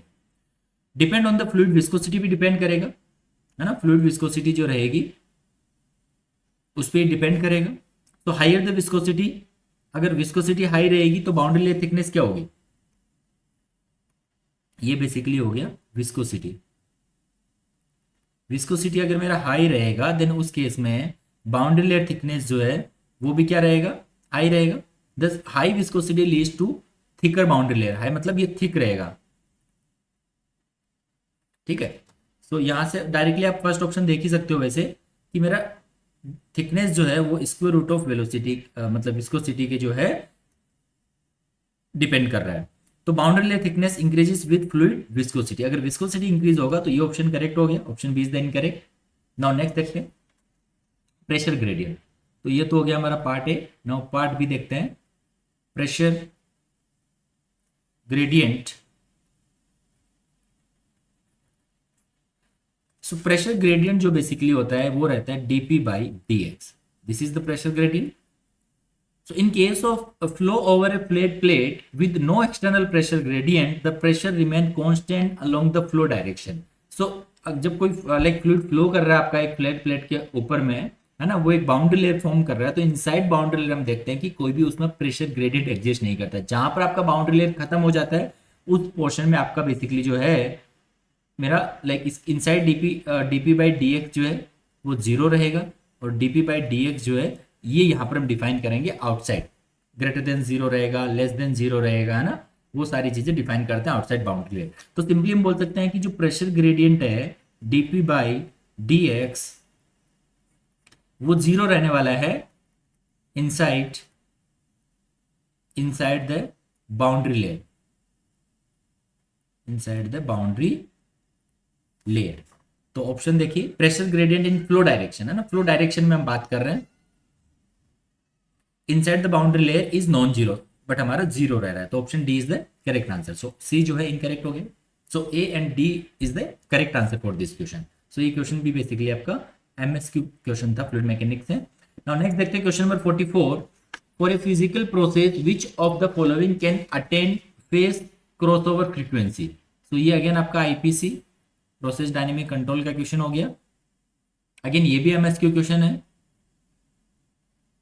सो पहले like continuously NAT question, then इसके बाद में कंटिन्यूअसली एमएसक्यू क्वेश्चंस आ रहे हैं ना, तो यहाँ पर सेम पैटर्न मतलब फॉलो कर रहे हैं। तो एक साथ अगर एमएसक्यू लाइक क्वेश्चन पूछे जा रहे हैं तो उसमें आपका माइंड लाइक रेडी रहता है, ओके मेरा एक से ज्यादा ऑप्शन करेक्ट हो सकता है, तो आप उस वे में सोचते हो, है ना। जनरली अगर आपके लाइक मिक्स बहुत ज्यादा मिक्स रहते हैं क्वेश्चन, तो कभी कभी मिस आउट कर देते हैं हम कि ओके ये क्वेश्चन एमएसक्यू था क्या, बिकॉज टाइम का भी एक कंसर्न रहता है ना। तो ये अच्छी बात है यहाँ पर कि कंटिन्यूएशन में क्वेश्चन पूछ रहे हैं। तो ये बेसिकली फेस क्रॉसओवर फ्रीक्वेंसी का क्वेश्चन है। सिंपल थ्योरेटिकल क्वेश्चन में बोल सकता हूँ कि लाइक फॉर्मूला बेस, अगर आपको फॉर्मूला पता है देन उसका फ्रीक्वेंसी बेसिकली क्या था, फेस क्रॉसओवर फ्रीक्वेंसी, तो उस पर आप आंसर कमेंट कर सकते हो। तो यहाँ पर आप इसको ऑप्शन से ही चेक करोगे, है ना, कि कौन कौन से ऑप्शन करेक्ट है। पहला ऑप्शन इन्होंने दिया है कि first order system without time delay, then दिया first order system with time delay, then second order system with time delay, then third order system with time delay. तो बेसिक सी चीज आपको पता करनी है सबसे पहले कि ओके मेरा फर्स्ट ऑर्डर सिस्टम जब रहता है तो उसका लाइक फेस एंगल मेरा क्या आता है ना, उसके बाद उसका बेसिकली क्रॉसओवर फ्रीक्वेंसी वो अचीव करता है नहीं करता है। क्रॉसओवर फ्रीक्वेंसी का क्या मीनिंग होता है, डब्ल्यू हम डब्ल्यू से रिप्रेजेंट करते हैं। डब्ल्यू क्रॉसओवर फ्रीक्वेंसी जो है वो होती है -180 डिग्री। ठीक है, ये आपका स्टैंडर्ड हो गया कि क्या आपका सिस्टम जो है first order plus time delay वाला सिस्टम, क्या वो -180 को अचीव करेगा नहीं करेगा, वही चीज आपको जो है आइडेंटिफाई करनी है। So phase crossover frequency is the frequency at which the phase angle और the phase angle of the open loop transfer function, है ना, of the open loop transfer function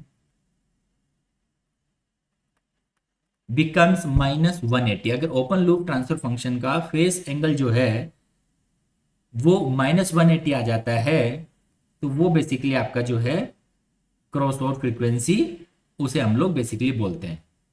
ठीक है, this concept is important in the body stability, जो analysis रहता है वहां पर ही हम पढ़ते हैं। For a feedback systems it help assess the stability using the gain margin और फेस मार्जिन, है ना।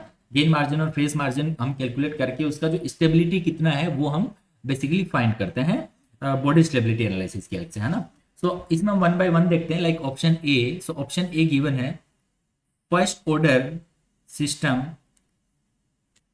आई think first without time delay. Okay, हाँ, टाइम डिले अगर आपने इंट्रोड्यूस कर दिया ना, तो वो तो सब सिस्टम आपके बेसिकली क्रॉसओवर फ्रीक्वेंसी को अचीव करेंगे ही करेंगे, अगर आपको बेसिक कंसेप्ट पता है तो। तो फर्स्ट ऑर्डर सिस्टम में विदाउट टाइम डिले, ये वाला एक हम चेक कर लेते हैं बेसिकली। तो first order system, only first order system ही हम लिख सकते हैं इसे, बिकॉज कोई टाइम डिले नहीं है इसमें, without time delay. So first order system के लिए आप ट्रांसफर फंक्शन लिख सकते हो, GS is equal to K upon tau into S plus 1 हो गया। अगर यहां पे हम लोग डिफाइन करें फेस एंगल, सो फेस एंगल कैसे डिफाइन करेंगे, -10 inverse cross like sorry frequency into tau.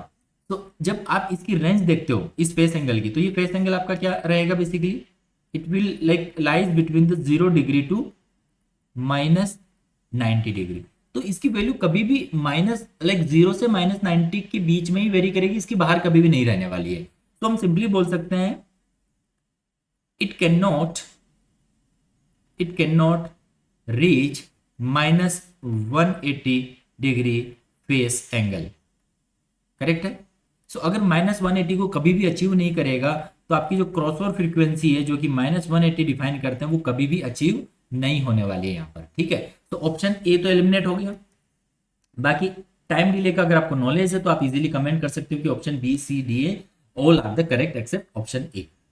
एक बार देख लेते हैं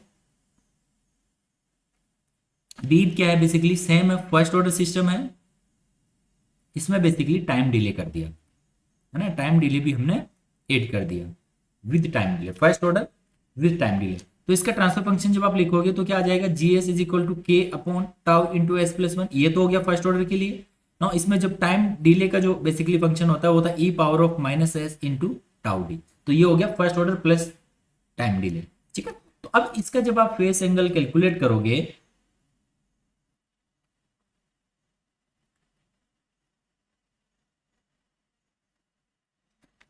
तो इसका फेस एंगल क्या आएगा basically -tan−1 minus, okay minus हमने बाहर लिख दिया है, देन ये प्लस होगा टाउ इंटू डब्ल्यू फ्रीक्वेंसी। अब ये तो हो गया बेसिकली आपका फर्स्ट ऑर्डर सिस्टम के लिए, देन माइनस टाउ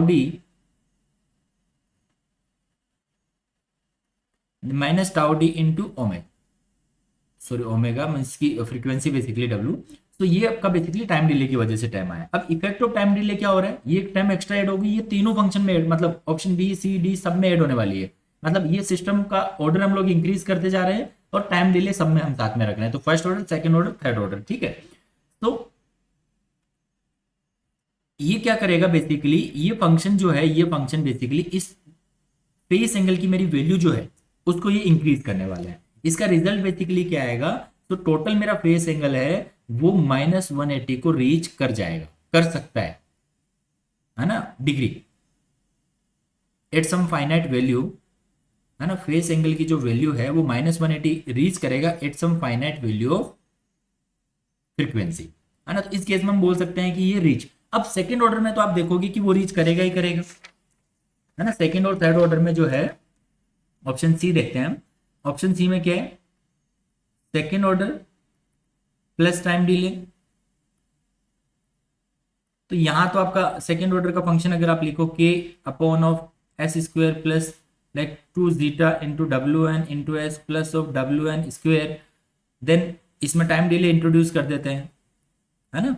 तो इस केस में आपका जो फेस एंगल पहले तो आपको सेकेंड ऑर्डर ट्रांसफर फंक्शन के लिए लिखना है। तो वो हो जाएगा -tan inverse then 2 into zeta into W N into W upon W N square minus W. तो यहाँ पर बेसिकली, और देन उसके बाद टाउ डी इंटू डब्ल्यू ये भी आएगा, है ना। तो ये बेसिकली जो है मैक्सिमम फेस एंगल जो है इसका विदाउट डिले ही, विदाउट डिले अगर इसको भी आप कैलकुलेट करते हो ना तो मैक्सिमम साइड ही -180 तक रीच कर सकता है। अब आपने ये भी ऐड किया है इसमें टाइम डिले, तो इसका भी एक कंट्रीब्यूशन रहेगा। तो ये आपकी जो वैल्यू है वो ऑलवेज, या फिर मैं बोल सकता हूँ कि इजीली -180 से जो है ऊपर भी रहेगी, और वो 180 तो अचीव करेगा ही करेगा at some finite value of the W. तो ये वाले भी बेसिकली करेक्ट है। देन ऑप्शन डी देखते हैं। देन अगेन अब आपने ऑर्डर इंक्रीज कर दिया, जब फर्स्ट ऑर्डर अचीव कर रहा है, सेकंड ऑर्डर अचीव कर रहा है, तो थर्ड ऑर्डर सिस्टम और कॉम्प्लिकेट हो गया, तो उसमें आपका रेंज और बढ़ जाएगा, third order plus time delay.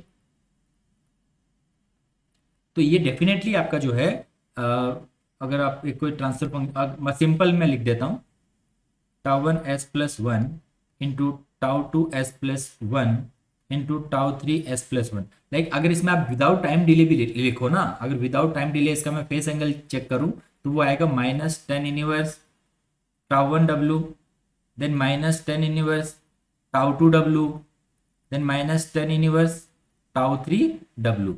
तो आप ही देखोगे कि ये बेसिकली -270 डिग्री तक लाइक अप्रोच कर रहा है ना। इसमें अगर इन्फिनिटी वैल्यू आप पुट करो, है ना, तो इन्फिनिटी वैल्यू पे बेसिकली मेरा टाउ, ये जो फेस एंगल है वो -270 आ रहा है। तो डेफिनेटली ये जो है ये एट सम पर्टिकुलर वैल्यू ये 180 तो आएगा ही, है ना। तो विदाउट टाइम डिले भी ये फंक्शन अगर थर्ड ऑर्डर सिस्टम देता है तो मेरा ये क्रॉस ओवर फ्रीक्वेंसी को अचीव करेगा। तो हमने देखा कि ऑप्शन ए को छोड़ के ऑप्शन बी सी डी जो है बेसिकली वो क्रॉस ओवर फ्रीक्वेंसी को बेसिकली अचीव कर रहे हैं। ठीक है, नेक्स्ट देखते हैं क्वेश्चन नंबर 45। अगेन ये भी पीडीसी का क्वेश्चन है। ठीक है, ये क्वेश्चन जो है सेम वही आपका लाइक पोल वगैरह बॉडी स्टेबिलिटी वहीं से क्वेश्चन पूछा गया। Determine the pole of the open loop transfer function for a negative feedback system having the following characteristic equation। तो यहाँ पर characteristic equation जो है हमें given है, पोल्स की ये बात कर रहा है बेसिकली, है ना। ओपन लूप ट्रांसफर फंक्शन है, डिटरमाइन द पोल्स, इसके पोल्स जो हमें फाइंड करने हैं। तो पोल्स का मीनिंग क्या होता है, कोई भी ट्रांसफर फंक्शन जो आप लिखते हो उसके डिनोमिनेटर को जब आप इक्वल टू 0 करते हो तो पोल्स आते हैं ना। ओपन लूप है तो पहले इसकी कैरेक्टरिस्टिक इक्वेशन आपको लिखनी पड़ेगी।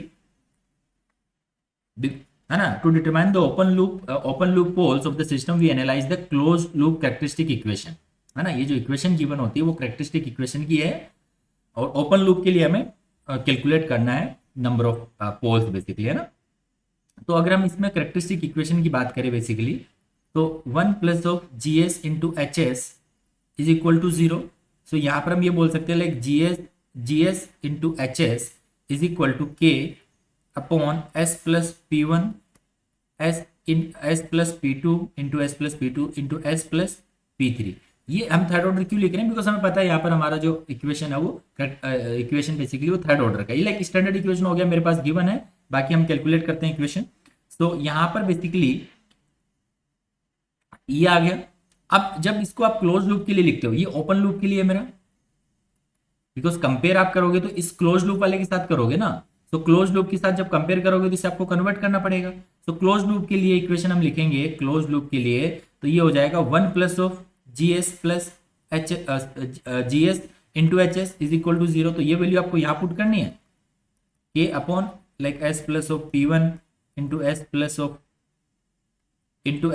P two into S plus of P three, है ना। इसका जब आप एलसीएम लेते हो तो यहाँ पर आपको इक्वेशन मिल जाती है कि S plus of P one into S plus of P two into S plus of P three is plus of के इज इक्वल टू 0। तो ये आपकी एक इक्वेशन आ गई। अब आप क्या कर सकते हो, देखिए आपके पास के की वैल्यू गिवन नहीं है, एक तरीके से इस इक्वेशन से आप कंपेयर करके लिख सकते हो आप। बाकी आप इसको कैलकुलेट कैसे करोगे, आप एक काम कर सकते हो ऑप्शन से, है ना। ऑप्शन से अगर आप लाइक रैंडमली पुट करके देखो इसके पोल्स बेसिकली, है ना, तो उससे आप एक कैलकुलेट कर सकते हो स्टैंडर्ड इक्वेशन, और इससे कंपेयर करोगे और के की वैल्यू इसमें अगर 4 पुट करते हो तो आप देख सकते हो वो इक्वेशन अगर सेटिस्फाई होती है देन वो जो वैल्यूज रहेगी वो आपकी पोल्स बेसिकली रहेंगे, है ना। तो यहां पर हम एक काम कर सकते हैं कि हमारा जो इक्वेशन बन रहा है ओपन लूप में हम कंसिडर कर लेते हैं लाइक मेरे पोल्स जो है ओके लाइक एस 0 तो हम पुट नहीं करेंगे, 0 से मेरा पूरा इक्वेशन जो है 0 हो जाएगा। ओके सॉरी नॉट 0 भी हम पुट कर सकते हैं। ओके ये 3 यहाँ पर आंसर दे रहा है, ठीक है। मैं यहाँ पर डायरेक्टली ये तीनों ही बेसिकली यूज करता हूँ। अब देखोगे इक्वेशन उससे सेटिस्फाई होगी। तो S equal to 0, S equal to -1, S equal to -4। तो इस केस में मेरा इक्वेशन बेसिकली क्या बनेगा, like K upon S into S plus 1 into S plus 4 is equal to 0। तो यहाँ से इक्वेशन आ रहा है S into S plus 1 into S plus 4 is equal to 0, sorry K भी रहेगा यहाँ पर, प्लस के इज इक्वल टू 0। तो इसे हम ओपन करते हैं तो ये बनता है S cube plus 5s square plus 4s plus के इज इक्वल टू 0, ठीक है। नाउ इसको अगर हम लोग कंपेयर करें गिवन इक्वेशन से, गिवन इक्वेशन क्या है, S cube plus 5s square plus 4s plus 4 is equal to, देखिए ये जब वैल्यू हमने यूज करी ना तो हुआ क्या एग्जैक्टली ये सेम पैरामीटर आ रहा है, दैट मीन्स के इज इक्वल टू 4। यहां से हम इजीली बोल सकते हैं के इज इक्वल टू 4 रहने वाला है। तो ये मैच कर रहा है मेरा, मीन्स मेरा जो ओपन लूप है फंक्शन ये करेक्ट है ना। सिंपल आपने कोई इसके पोल्स यूज किए तो स्टैंडर्ड जो इक्वेशन गिवन है बेसिकली डेफिनेटली उसमें ये पोल जब अप्लाई किए होंगे तभी तो ये सेम इक्वेशन मिल रही है हमें, है ना। तो यहां से हम सिंपली बोल सकते हैं this matches meaning the open loop poles are 0, -1 and -4। That means हम सिंपली बोल सकते हैं कि option A, option B and option D जो है वो करेक्ट आंसर है। आप सी -2 अप्लाई चेक करके देखो, आपको जो है सेम इक्वेशन नहीं मिलेगी, ठीक है। ये सेम होने चाहिए इनके जो कोफिशिएंट है, एस का कोफिशिएंट एस क्यूब स्क्वायर और 1 का, के की वैल्यू तो ठीक है चेंज हो सकती है, हो सकता है डिफरेंट हो, है ना, कांस्टेंट हो सकता है कुछ। यहाँ पर लाइक मेरा 4 प्लस के आ जाए तो वो सारा कांस्टेंट है, उसको इक्वल टू हम इस पर्टिकुलर गिवन इक्वेशन के कर सकते हैं, बट जब तक बाकी कोएफिशिएंट सेम नहीं होंगे हम इसे डायरेक्टली कंपेयर नहीं कर सकते, है ना, ठीक है। सो ये था क्वेश्चन बेसिकली पीडीसी का। Now next question number 46। So ये क्वेश्चन बेसिकली सीआरई का क्वेश्चन है, केमिकल रिएक्शन इंजीनियरिंग का। तो यहाँ पर बेसिकली हमें गिवन है concentration of species A needs to be reduce from the 1 mole concentration. क्या कर रहा है ये, ए का concentration 1 mole per meter cube से 0.2 मोल पर मीटर क्यूब कम कर रहा है, लाइक रिड्यूस कर रहा है, बिकॉज ए से बी में कन्वर्ट हो जा रहा है ना, by performing the reaction. It is done using the 5 isothermal. 5 ये आपको याद रखना है।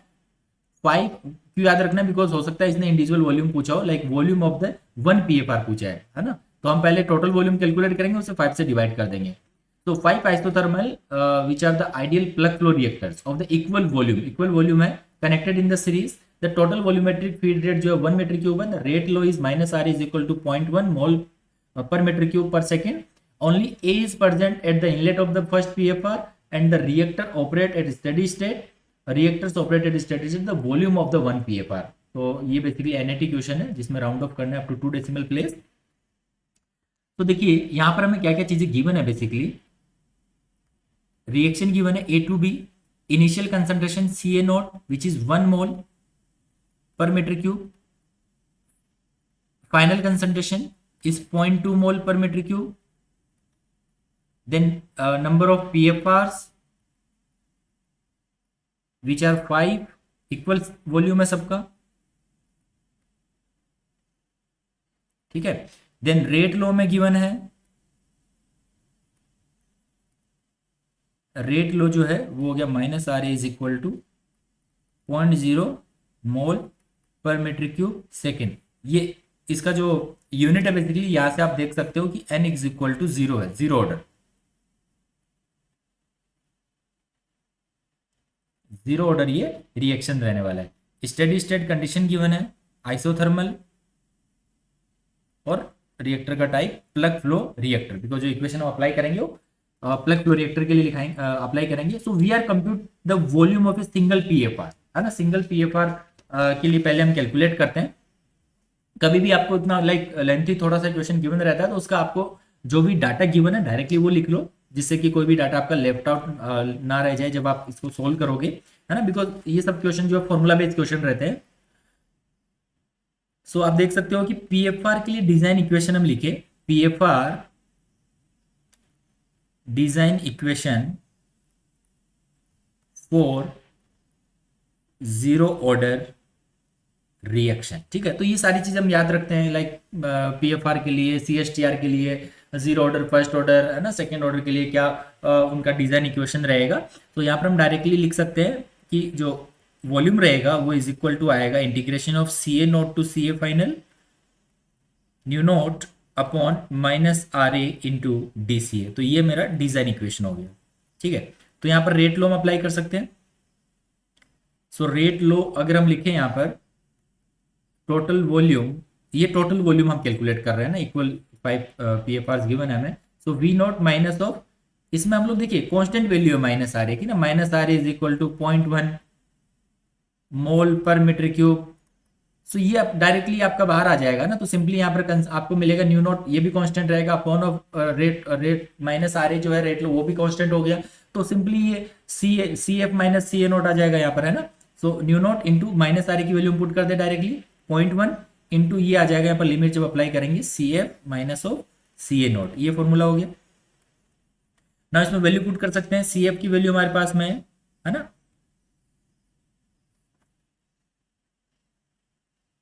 सो the volumetric feed rate is 1 meter cube. तो वॉल्यूमेट्रिक फीड रेट भी हमें गिवन है, आई थिंक मैंने वो मिस आउट कर दी, वॉल्यूमेट्रिक फीड रेट नहीं लिखी थी, है ना। So nu naught is equal to which is the volumetric feed rate 1 meter cube पर सेकेंड, है ना। तो ये वैल्यू हमारी हो जाएगी 1 डिवाइडेड बाई 0.1 इंटू 1 माइनस 0.2। तो यहां से ये आंसर हमें मिल जाएगा 0.8, देन 0.8 डिवाइडेड बाई 0.1, है ना। तो मल्टीप्लाई बाई 10 हो जाएगा, ओके। तो ये आ जाएगा 8.8 into 10 is 8 meter cube. So we total, अब ये आपको पूछा गया था answer up to 2 decimal place, है ना। तो ये 8 आपको आंसर नहीं लिखना है, आपको 1 PFR का वॉल्यूम पूछा था। 1 PFR वॉल्यूम क्या हो जाएगा देखिए, which is equal to 8 divided by 5। So 1 PFR का, बिकॉज 5 PFR इन सीरीज यहाँ पर कनेक्टेड है, so 1.6 will be the correct answer. Answer range देखिए 1.6 आपका आंसर आ रहा है, आंसर रेंज गिवन है 1.55 से 1.65 तक, ठीक है। बिकॉज हमें पूछा गया था the volume of 1 PFR। Meter cube में आंसर आ जाएगा। सिंपल क्वेश्चन था ये भी।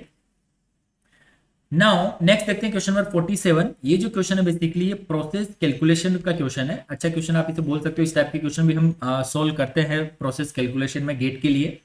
The gas based reaction A to B plus 2C take place in a reactor, the fresh feed is pure A, है ना। आपको एक डायग्राम गिवन है, आपको उसको भी कोरिलेट करना है थ्योरी के साथ में कि यहाँ पर एक रिएक्टर है जिसमें रिएक्शन हो रही है A to B plus 2C बन रहा है, the fresh feed is pure A।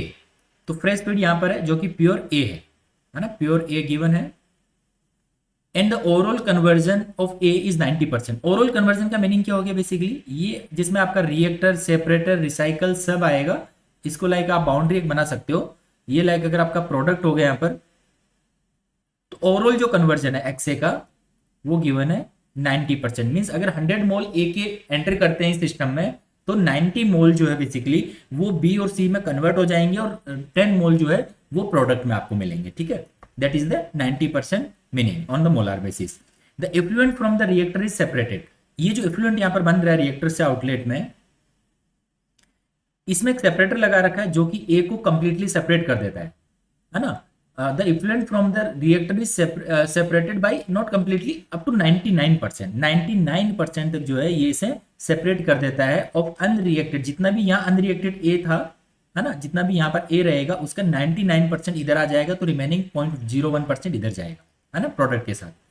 So the recycle stream A is coming out of the reactor is recycle and mix with the fresh feed. Okay, तो ये recycle हो गया basically, fresh feed के साथ mix हो रहा है। तो यहाँ पर आपका ए प्लस एम कुछ रहेगा, है ना, प्योर ए। मीन सिंपली अगर मैं यहाँ पर फ्लो रेट बोलूँ तो इससे अगर फ्रेश फीड की फ्लो रेट एफ हो गई, रिसाइकल की फ्लो रेट अगर आर है, so R plus F plus R basically यहाँ पर कुछ फ्लो रेट रहेगी। ठीक है, देन यहाँ पर पूछा है the recycle stream does not contain B और सी। ओके, गिवन है कि यहाँ पर बी और बी का कंसंट्रेशन 0 है, सी का कंसंट्रेशन यहाँ पर 0 रहेगा। The overall operation is shown in the figure at steady state. The single pass conversion, single pass conversion यहाँ पर हमें कैलकुलेट करना है कि यहाँ पर ए का कन्वर्जन कितना होगा इन शॉर्ट। ए एस लिख देते हैं। ए एस मीन्स ए का सिंगल पास कन्वर्जन। रिएक्टर पे कन्वर्जन निकालने के लिए आपको इसके इनलेट में फ्लो रेट पता होनी चाहिए कि, और आउटलेट में फ्लो रेट पता होनी चाहिए कि, divided by inlet flow rate of A. Correct है। ओके, तो यहां पर थोड़ा सा डाटा हम लोग और इसमें डालते हैं। लाइक अज्यूम कर लेते हैं हम फीड जो है वो 100 मोल पर सेकेंड, हम लोग पर सेकेंड फ्लो रेट हम अज्यूम कर रहे हैं कि 100 मोल हम ए की जो है वो फीड दे रहे हैं। तो ए के मोल यहाँ पर 100 मिल गया हमें कंप्लीटली, बिकॉज ए जो है 100 के 100 मोल ए के रहने वाले हैं। ठीक है, तो यहां पर अगर 100 मिल गया हमें, ओके, अब ओवरऑल कन्वर्जन से हम यहां देख सकते हैं प्रोडक्ट में जो बेसिकली यहां पर हम बोलेंगे ए के जो मोल्स है, बिकॉज 90% कन्वर्जन है, तो ए के कितने मोल्स होंगे, 10 मोल होंगे, 10 मोल पर सेकेंड। अब यहां पर आपको एक रिलेशन दिया था 99% जो है वो रिसाइकल हो रहा है, अनरिएक्टेड जो भी है उसका 1%। तो किसी पर्टिकुलर वैल्यू का 1% अगर 10 है तो वो वैल्यू कितनी होगी बेसिकली 1000 होगी। तो यहां पर आप बोलोगे कि ए का फ्लो रेट कितना है 1000। करेक्ट है। एक बार इसका और डायग्राम हम ड्रॉ कर लेते हैं। So fresh feed, then reactor,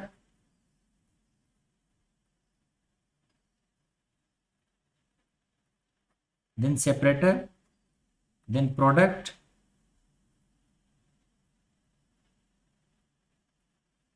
then recycle। Correct है। तो यहां पर हम बोल रहे हैं कि सिर्फ ए गिवन है विच इज 100 मोल,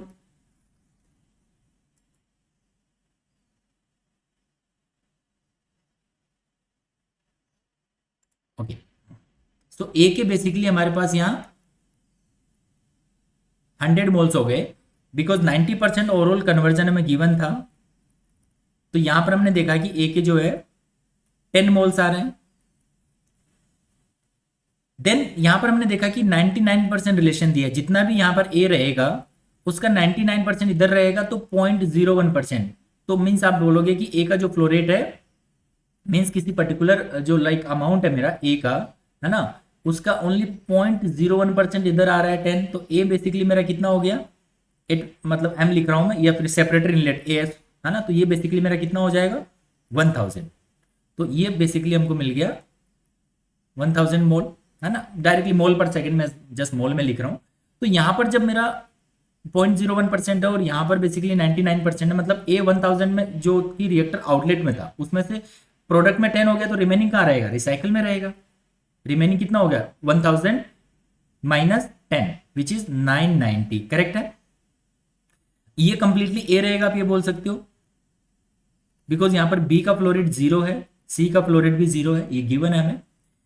फीड हमने 100 लिए, ए का रिसाइकल में मिल गया, मतलब देखिए ए की फ्लोरेट हमें यहाँ पर मिल गई और ए की फ्लोरेट हमें यहाँ चीज जो कि एफ प्लस आर रहने वाली है, या फिर इसे आप एफ प्लस ए भी बोल सकते हो, है ना, बिकॉज ए फीड भी 100 मोल ए के ही है मतलब, और ए जो रिसाइकल है वो भी ए के ही मोल है। तो मेरा यहाँ पर मिक्स स्ट्रीम कितनी रहेगी, 100 प्लस ऑफ 990, करेक्ट है, विच इज इक्वल टू 1090। तो ए के मोल कितने रहेंगे इनलेट में, 1090 और आउटलेट में 1000। तो अभी सिंगल पास कन्वर्जन अगर लिखे हम, सिंगल पास कन्वर्जन, तो सिंगल पास कन्वर्जन हो जाएगा किसके लिए, ए के लिए लिख रहे हैं हम। तो रिएक्टर इनलेट में, रिएक्टर इनलेट मैं बोलूंगा reactor inlet minus reactor outlet divided by reactor inlet. सिर्फ ए की फ्लोरेट की हम बात करेंगे, इन टू ऑफ 100। सो ए की फ्लोरेट कितनी होगी रिएक्टर इनलेट में, 1090, आउटलेट में 1000 डिवाइडेड बाय इनलेट फ्लोरेट 1090। सो यहां से आपको मिल जाता है 8.256%। This is the single pass conversion. तो करेक्ट आंसर देखिए,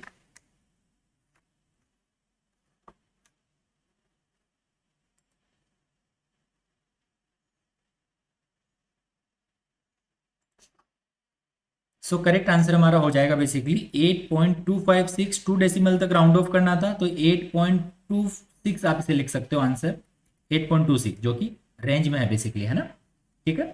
सो नेक्स्ट देखते हैं question number 48। Question number 48 again basically from process calculation, आप इसे सीआरई का क्वेश्चन भी बोल सकते हो, बाय द वे ये प्रोसेस कैलकुलेशन में हम पढ़ते हैं standard heat of reactions for the following. तो एक इक्वेशन हमें दी हुई है जिसकी हीट ऑफ रिएक्शन, जो स्टैंडर्ड हीट ऑफ रिएक्शन है वो -1000 किलोजूल पर मोल है। एक और इक्वेशन दी हुई है जिसकी स्टैंडर्ड रेट ऑफ रिएक्शन -100, पहले में -100 थी, दूसरी इक्वेशन के लिए -200 किलोजूल पर मोल। तो यहाँ पर एक और इक्वेशन है जिसकी हमें कैलकुलेट करनी है standard heat of reaction in kilojoule पर मोल, ठीक है।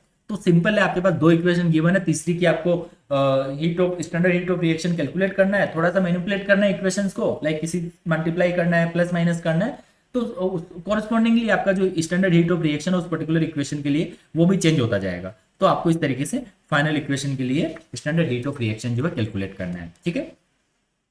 तो सबसे पहले एक चीज हम कर सकते हैं,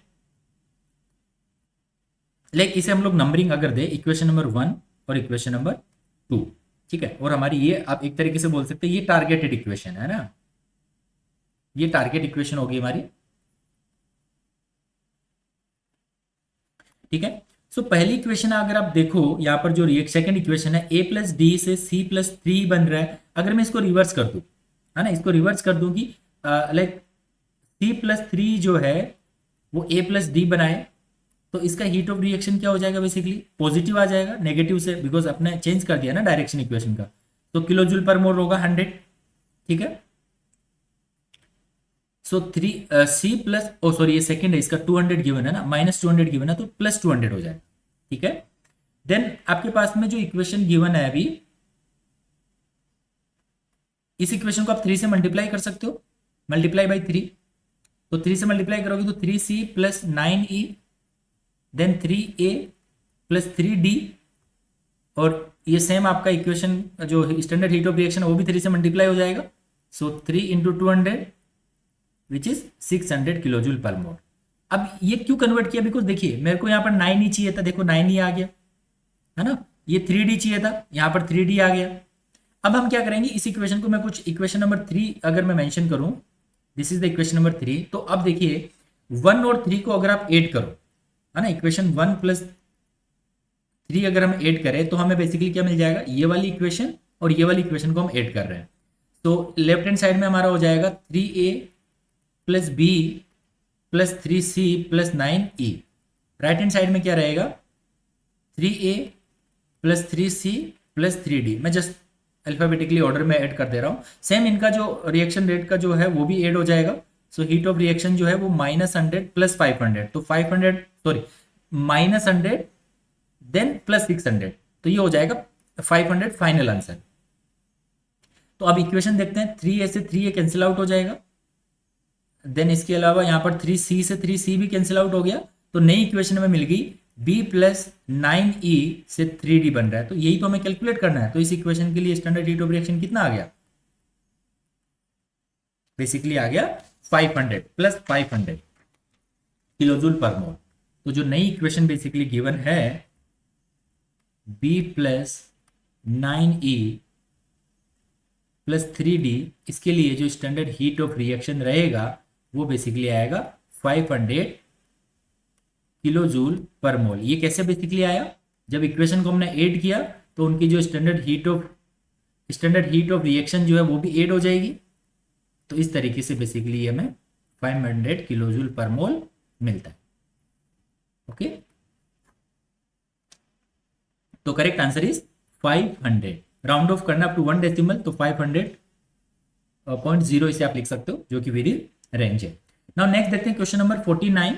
तो क्वेश्चन नंबर 49 जो है ये बेसिकली गिवन है हमें, a series of independent experiment were conducted at 2 distinct pH value measures the product yield. So product yield और पीएच की बात कर रहा है, तो इसे हम लोग प्रोसेस कैलकुलेशन का क्वेश्चन बोलेंगे।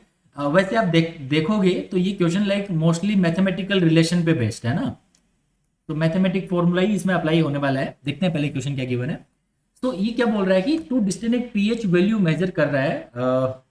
ओके, लाइक देखिए गिवन एक टेबल pH 6 और pH 7, सेट 1 और set 2, the data are the group in the 2 set, the number of the replicate, मतलब रिपीटेशन कर रहा है ये। जब एक डाटा का डिफरेंट मतलब रिपीटेशन कर रहा है, एनआर जो है यहाँ पर नंबर ऑफ रिपीटेशन है। लाइक सेट 1 में जब 5 बार रिपीटेशन कर रहा है, तो वाई जो है यहाँ पर ये एवरेज यील्ड है, तो यील्ड की वैल्यू कितनी आ रही है, 0.6 आ रही है। सेट 2 में बेसिकली 3 बार रिपीटेशन पे 0.5 आ रहा है। सिमिलरली pH 7 के लिए ये डाटा गिवन है। ये पूछ रहा है बेसिकली हमें the average yield at pH 6। तो हम इस टेबल की तो बात नहीं करेंगे, हमें इसी टेबल की बात करनी है सिर्फ और सिर्फ। pH 6 के लिए एवरेज यील्ड कितनी आएगी, तो 2 सेट हमें गिवन है, रिपीटेशन गिवन है उनके, उनका एवरेज यील्ड जो है वो गिवन है, तो हमें एवरेज यील्ड तो कैलकुलेट करना है। तो हम क्या करेंगे इसमें, देखिए इसमें हम लोग सिंपली वेटेड एवरेज का फॉर्मूला अप्लाई करेंगे। वेटेड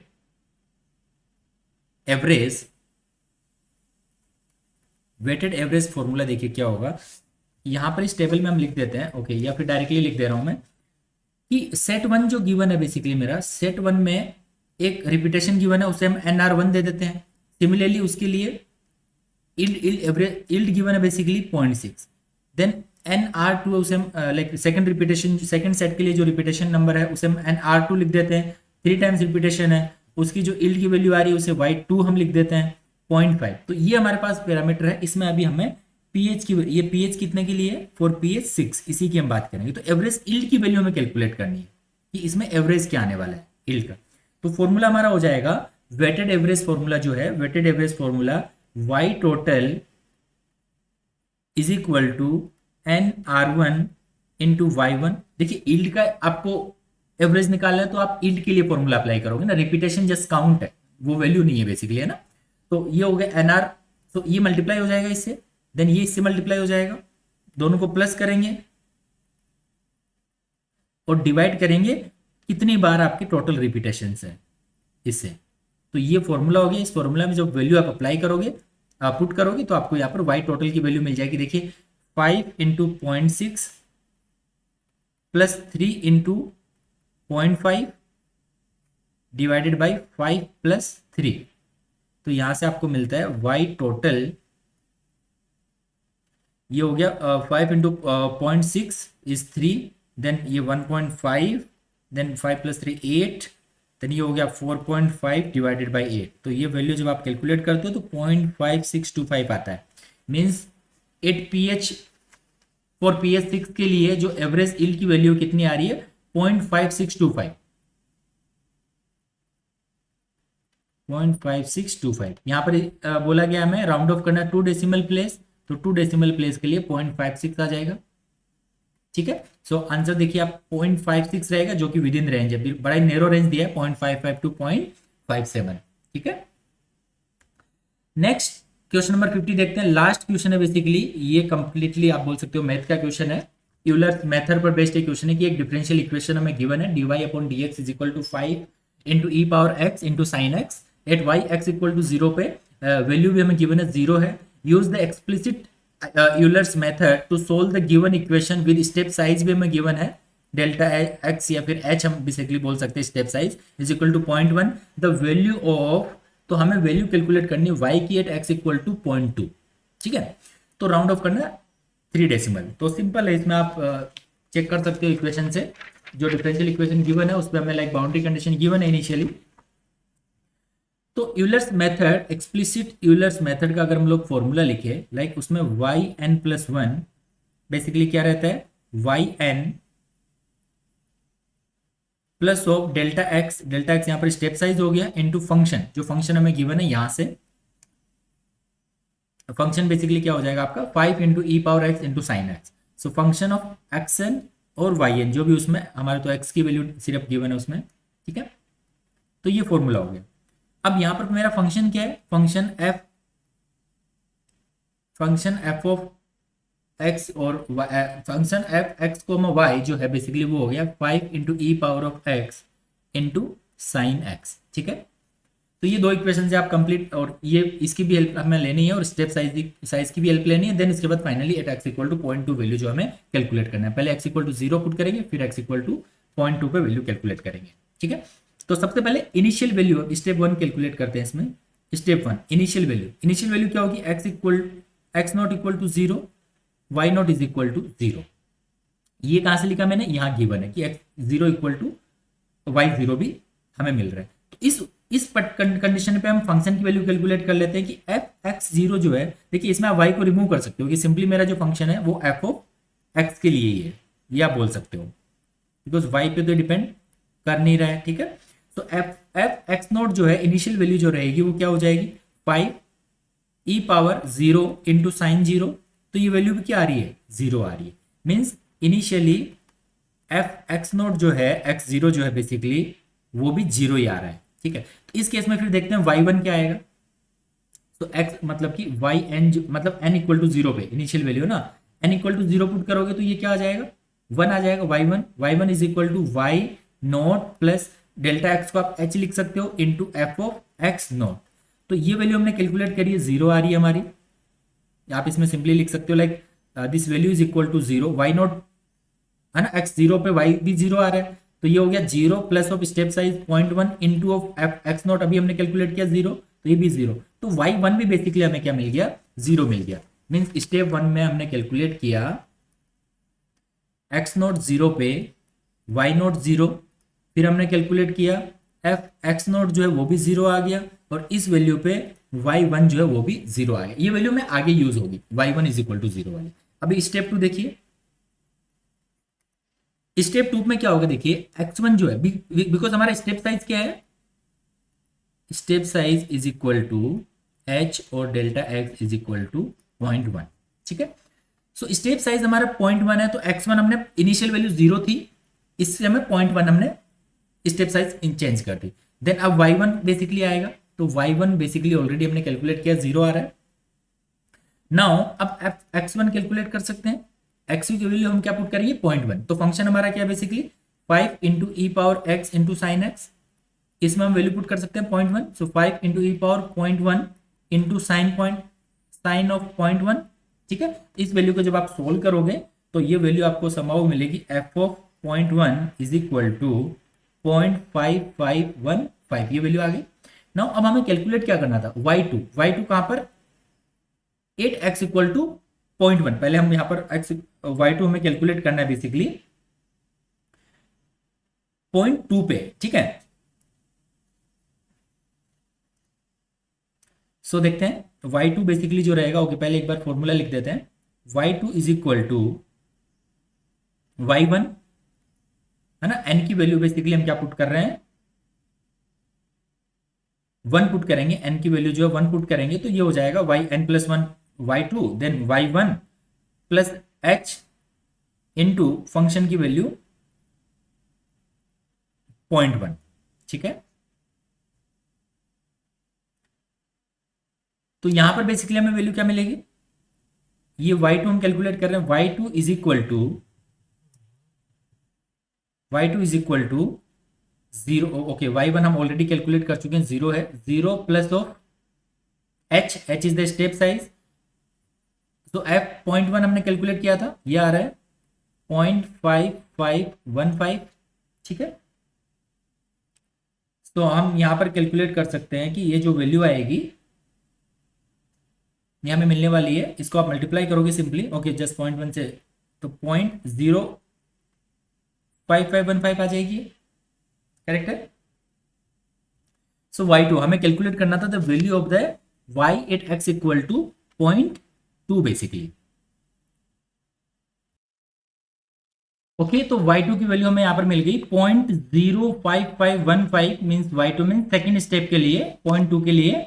तो यहां पर हम देखेंगे कि जो करेक्ट आंसर है इसका, the value of the y at x equal to 0.2 is, round off करना है इसको अप टू 3 डेसिमल प्लेस, तो इसको आप राउंड ऑफ करोगे अप टू 3 डेसिमल प्लेस, तो ये मिलेगा आपको 0.055। तो रेंज आंसर की आप देख सकते हो 0.053 से 0.057 है, सो correct answer is 0.055 basically, correct है। तो ये बेसिकली हमारा लास्ट क्वेश्चन था। इसी के साथ हमने यहाँ पर कंप्लीट जो सेंट्रल पोल्यूशन कंट्रोल बोर्ड का पेपर है वो हमने कंप्लीटली डिस्कस कर लिए। सारे के सारे क्वेश्चन जो थे 50 के 50 हमने डिस्कस किए हैं। कोई भी ऐसा लाइक बहुत ही कॉम्प्लिकेटेड क्वेश्चन नहीं था, सारे लाइक अच्छे न्यूमेरिकल और अच्छे थ्योरेटिकल क्वेश्चंस पूछे गए हैं। सो गेट में तो हम देखते हैं कि कभी कभी हमको कुछ ऐसे क्वेश्चन देखने को मिलते हैं जो लाइक ड्यूरिंग एग्जाम हम सोल्व भी नहीं कर पाते, बट यहाँ पर आपको ऐसा सिनेरियो नहीं मिलेगा। आप क्वेश्चंस को अच्छे से करो, बड़े ही सिंपल से क्वेश्चंस आपको देखने को मिलेंगे। बस आपको ये है कि मतलब कंसेप्चुअल गलती कोई नहीं करनी है, और कैलकुलेशन के टाइम पे आपको कोई गलती नहीं करनी है ना। ओके, तो इसी के साथ आई होप कि आपको ये लेक्चर जो है वो आपके लिए काफ़ी बेनिफिशियल रहेगा। आप इसको कंप्लीट एक बार देख के जाओ, जिससे आपका भी एक माइंडसेट बन पाएगा, ठीक है, कि इतना टफ पेपर नहीं रहता है, हम ऐसे सोल्व कर सकते हैं, ऐसी हमारी अप्रोच हो सकती है ना। इस तरीके से आप चीज़ों को वहाँ पर टैकल कर सकते हो सीपी के एग्जाम के लिए। ओके गाइज, तो इसी के साथ इस वीडियो को हम कंप्लीट करते हैं। और like if you are preparing for the HPCL RCFL exam, then you can enroll for the ChemGate Academy test series, where you will get the multiple like full length test. Also you will get the PYQs, detailed PYQs of that respective exam with detailed solution, है ना। और इसके साथ ही आप combo test series भी देख सकते हो, जहाँ पर आपको मल्टीपल टेस्ट सीरीज मिल जाती है ना। ओके गाइज, तो इसी के साथ हम लोग कंप्लीट करते हैं सेशन को। इवन ओके, आप अगर अभी तक ChemGate Academy का टेलीग्राम चैनल अगर आपने ज्वाइन नहीं किया है, तो आप टेलीग्राम चैनल ज्वाइन कर लो, जहाँ पर आपको सारी अपडेट मिल जाती है एग्जाम के रिगार्डिंग, है ना। और इस लिंक से आप ज्वाइन कर सकते हो, अदरवाइज आप वीडियो के डिस्क्रिप्शन में भी आपको ये लिंक मिल जाएगा। Okay guys, so thanks for watching, and for more videos don't forget to subscribe ChemGate Academy YouTube channel.